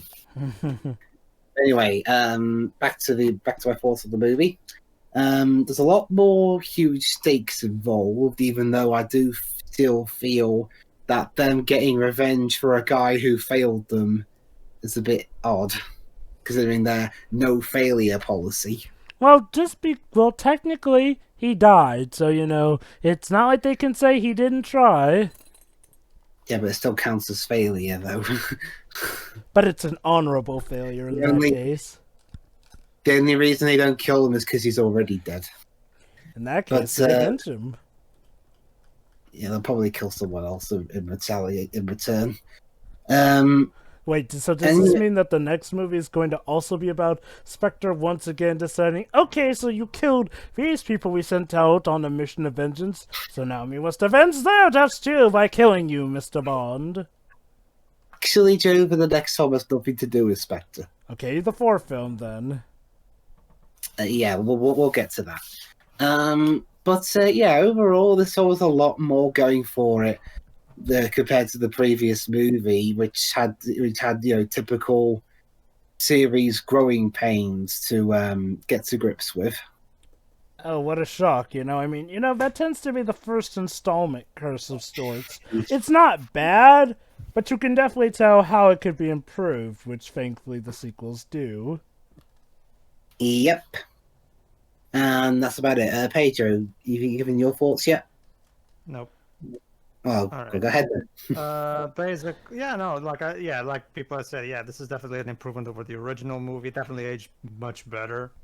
And it's a lot. This is basically the movie that really got the formula absolutely right for the first time. Definitely, I kind of wish Q would have a bit of a longer scene, but whatever. This was the first one technically, I guess. So, like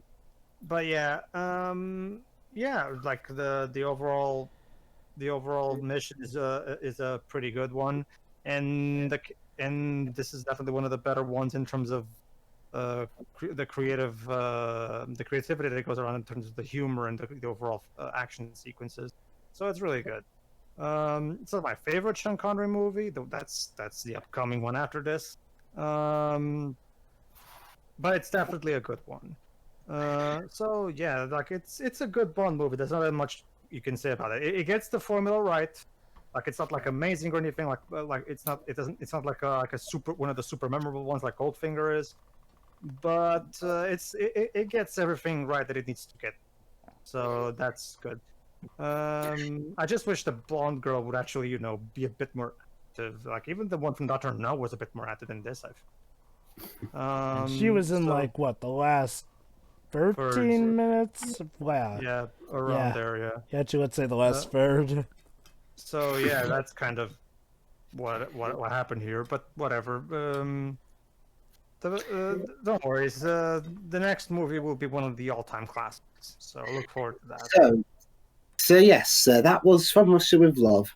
So join us next time when we tackle a film that, while having absolutely nothing to do with the reoccurring villains we've had for the past two movies, we're going to do a film that is considered a cult classic in its own right and considered by many to be one of, if not the quintessential Bond movie, Goldfinger. So we'll see you then. Oh boy, I can't wait to say Beyonce in it. No. See you then. See ya.